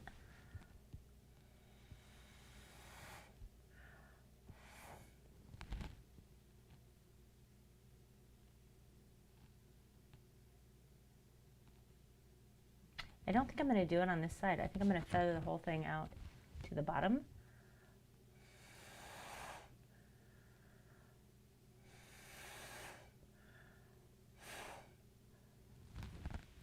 And not to the top.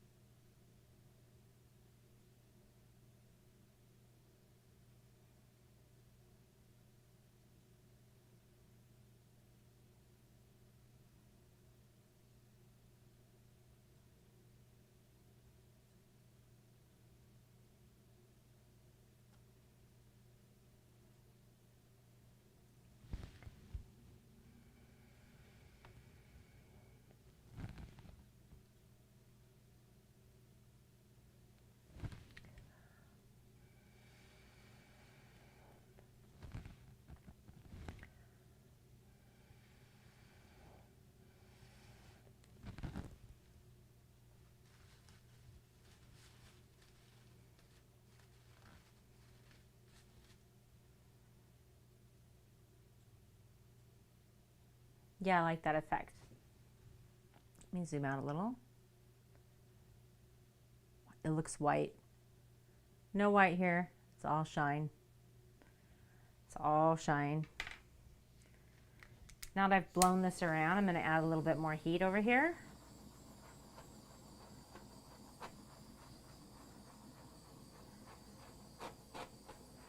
I'll see if we can't pick up some more gold in this black.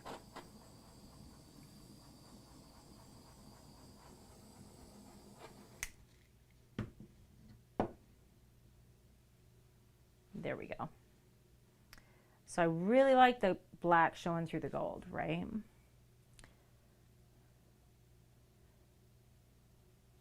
Look at all that depth. It looks so deep. Like it looks like it just goes on for days, right?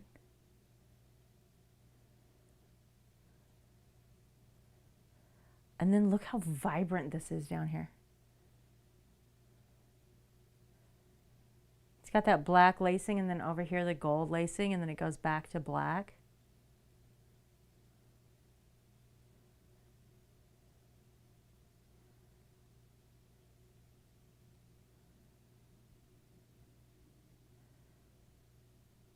And even in the spots that just look like they're plain, they're not.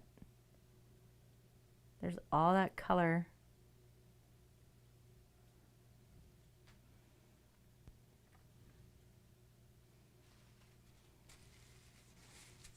I like it.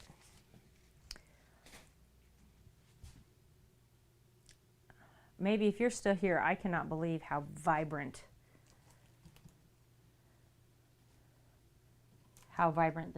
this flower painting is. It is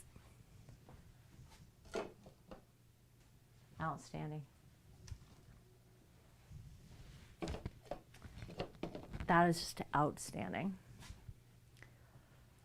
Keko's hosting. Thank you.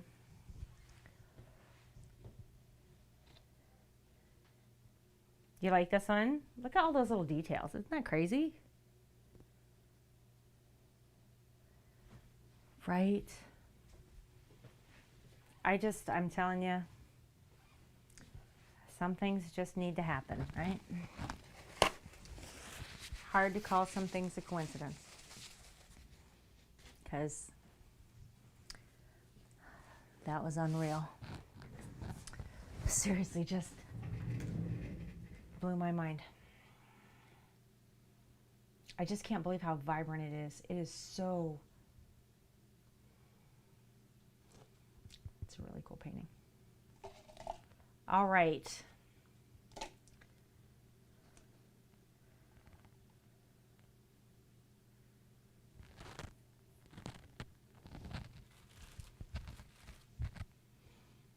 So you guys know when you do a dirty pour, you can do a drag.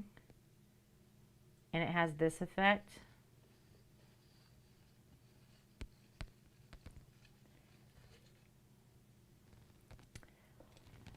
And then when you take heat, which I can't do because I'll melt this plastic bag, and go here, all these little cells like these that are just starting to form will pop up. And it's a lot like a swipe pour where you run a wet paper towel over the top. But you can drag through it and commingle all those paint colors. And then add heat to it and the silicone will pop. It's really cool.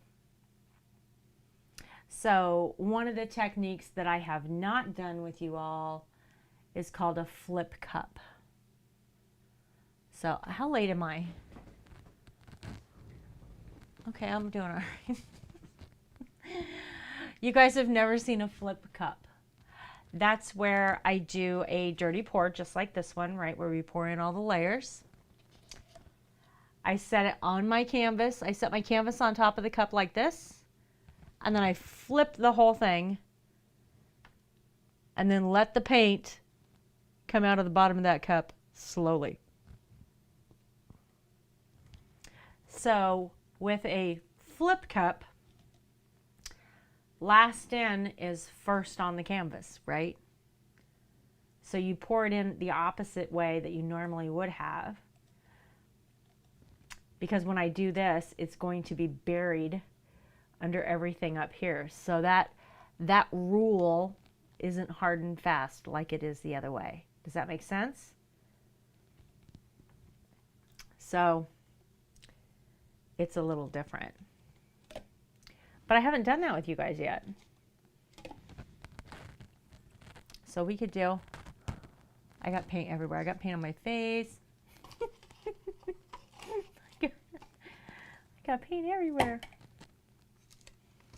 I still have some red in there.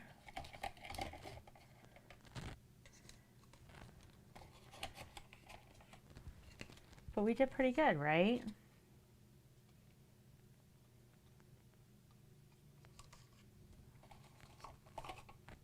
You guys just want to play with paint? Should we just make a mess?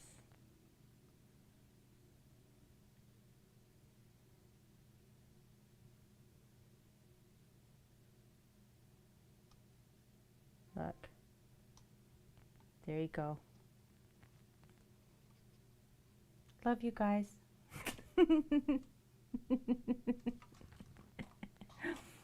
Look, I made you a heart.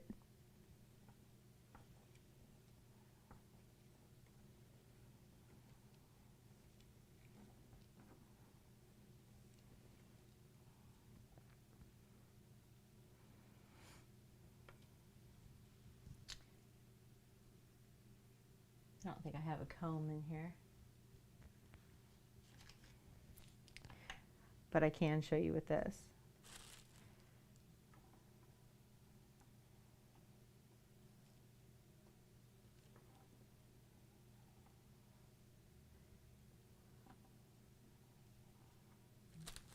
Can you see the paint dragging through?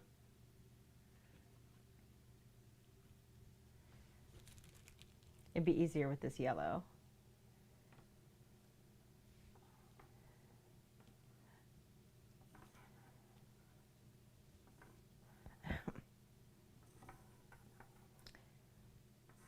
So you can do this on canvas, right? It doesn't have to be in a puddle on your desk. You can do it on canvas. And then if you come through this way,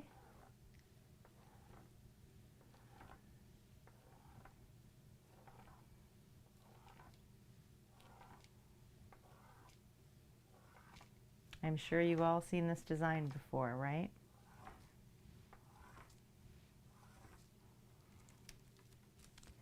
That's how you make it.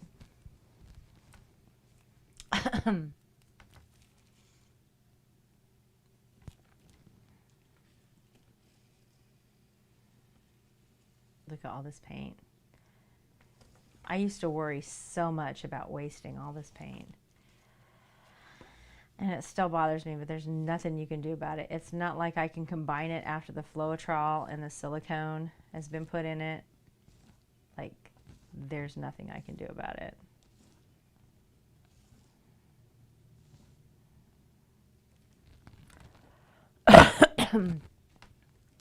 I mean, I just want to like scoop it up and throw it on a canvas and see what happens, but it doesn't work. It muddies up. It looks awful. Like you think it's going to be good. It's not.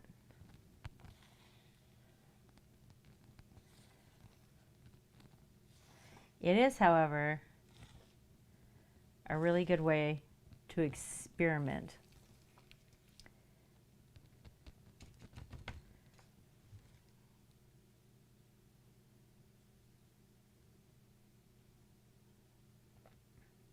Because I'm not wasting a canvas by doing this.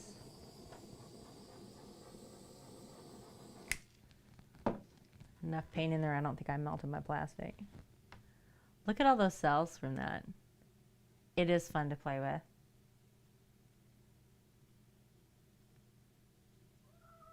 Meow. Beta Cat is here. Don't jump up here. Don't jump up here. Don't jump up here. My goodness, you guys. We're getting busted by the cat. He is 100% gonna jump up here. Don't do it, Beta. Can you imagine? Do you know how hard all of this paint would be to get out of my long-haired cat?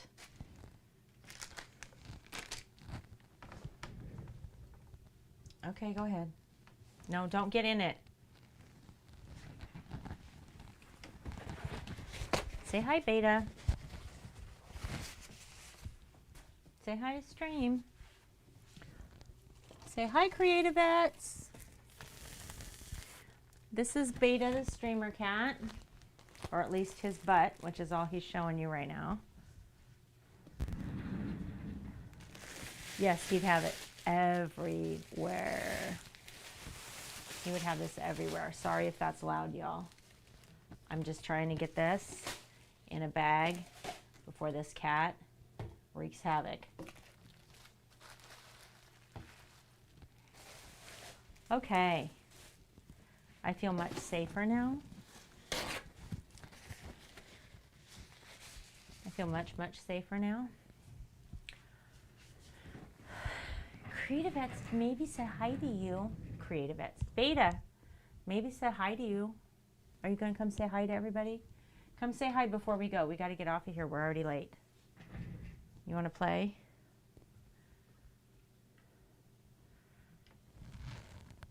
Say hi. Look up here and say hi. Say hi, CreatiVets. Hey, Scar. We say hi? You don't want to say hi. You just want attention. said, Mommy, you're late. You're supposed to be done and petting me by now. All right, sit over here. You gonna play with your string? You can play with your string. Make sure my paints are closed. Make sure my silicone's closed so he doesn't get that all over himself. Okay. All right, Beta, tell everybody good night. Look up there, say bye from Beta.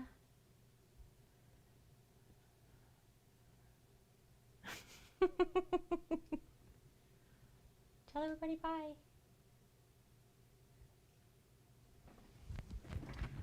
All right. All right. So tomorrow at 1 Central is Rick. Less is More Songwriting. Great guy. So that's coming up for you all. Night Cass. Night Skelly. I'm so glad you guys all joined me from Facebook and Twitch and Mixer and YouTube, I think. I don't know if we had somebody from YouTube. But thank you all for being here. Seriously, I really appreciate it. If you are a veteran, please look into CreatiVets at creativets.org. They have several programs, not just live streaming. Live streaming came out about with CreatiVets because of the inability to have face-to-face classes. But they offer so many great opportunities. So do definitely look into that. And if you know a veteran, he's eating my straw. If you know a veteran, please let them know about this stream. And I will see you guys probably around Mixer. So you can look for me under Mrs. OEF5. And later on this week, I'll probably be finishing up some of these projects. So I will see you guys all later. And thank you so much for hanging out with me. I appreciate it.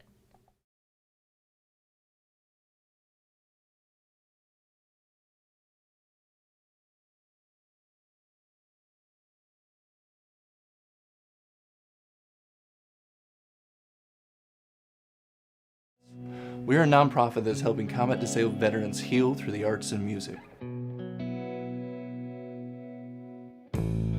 Our art programs in Chicago and California help combat-disabled veterans tell their story through art. We enroll them into the best art institutes in the country. We pay for their tuition, their housing, their food all 3 weeks so that they can finally tell their story through art. We also bring combat-disabled veterans to Nashville, to places and rooms like this here at the Grand Ole Opry, to tell their story for the first time with pro songwriters all about the things that they went through that they've never been able to talk about before. These programs have been extremely successful in helping veterans combat their PTSD. Right now, CreatiVets has more veterans applying for our programs than we do funding. So if you can go to creativets.org and donate, we would appreciate it.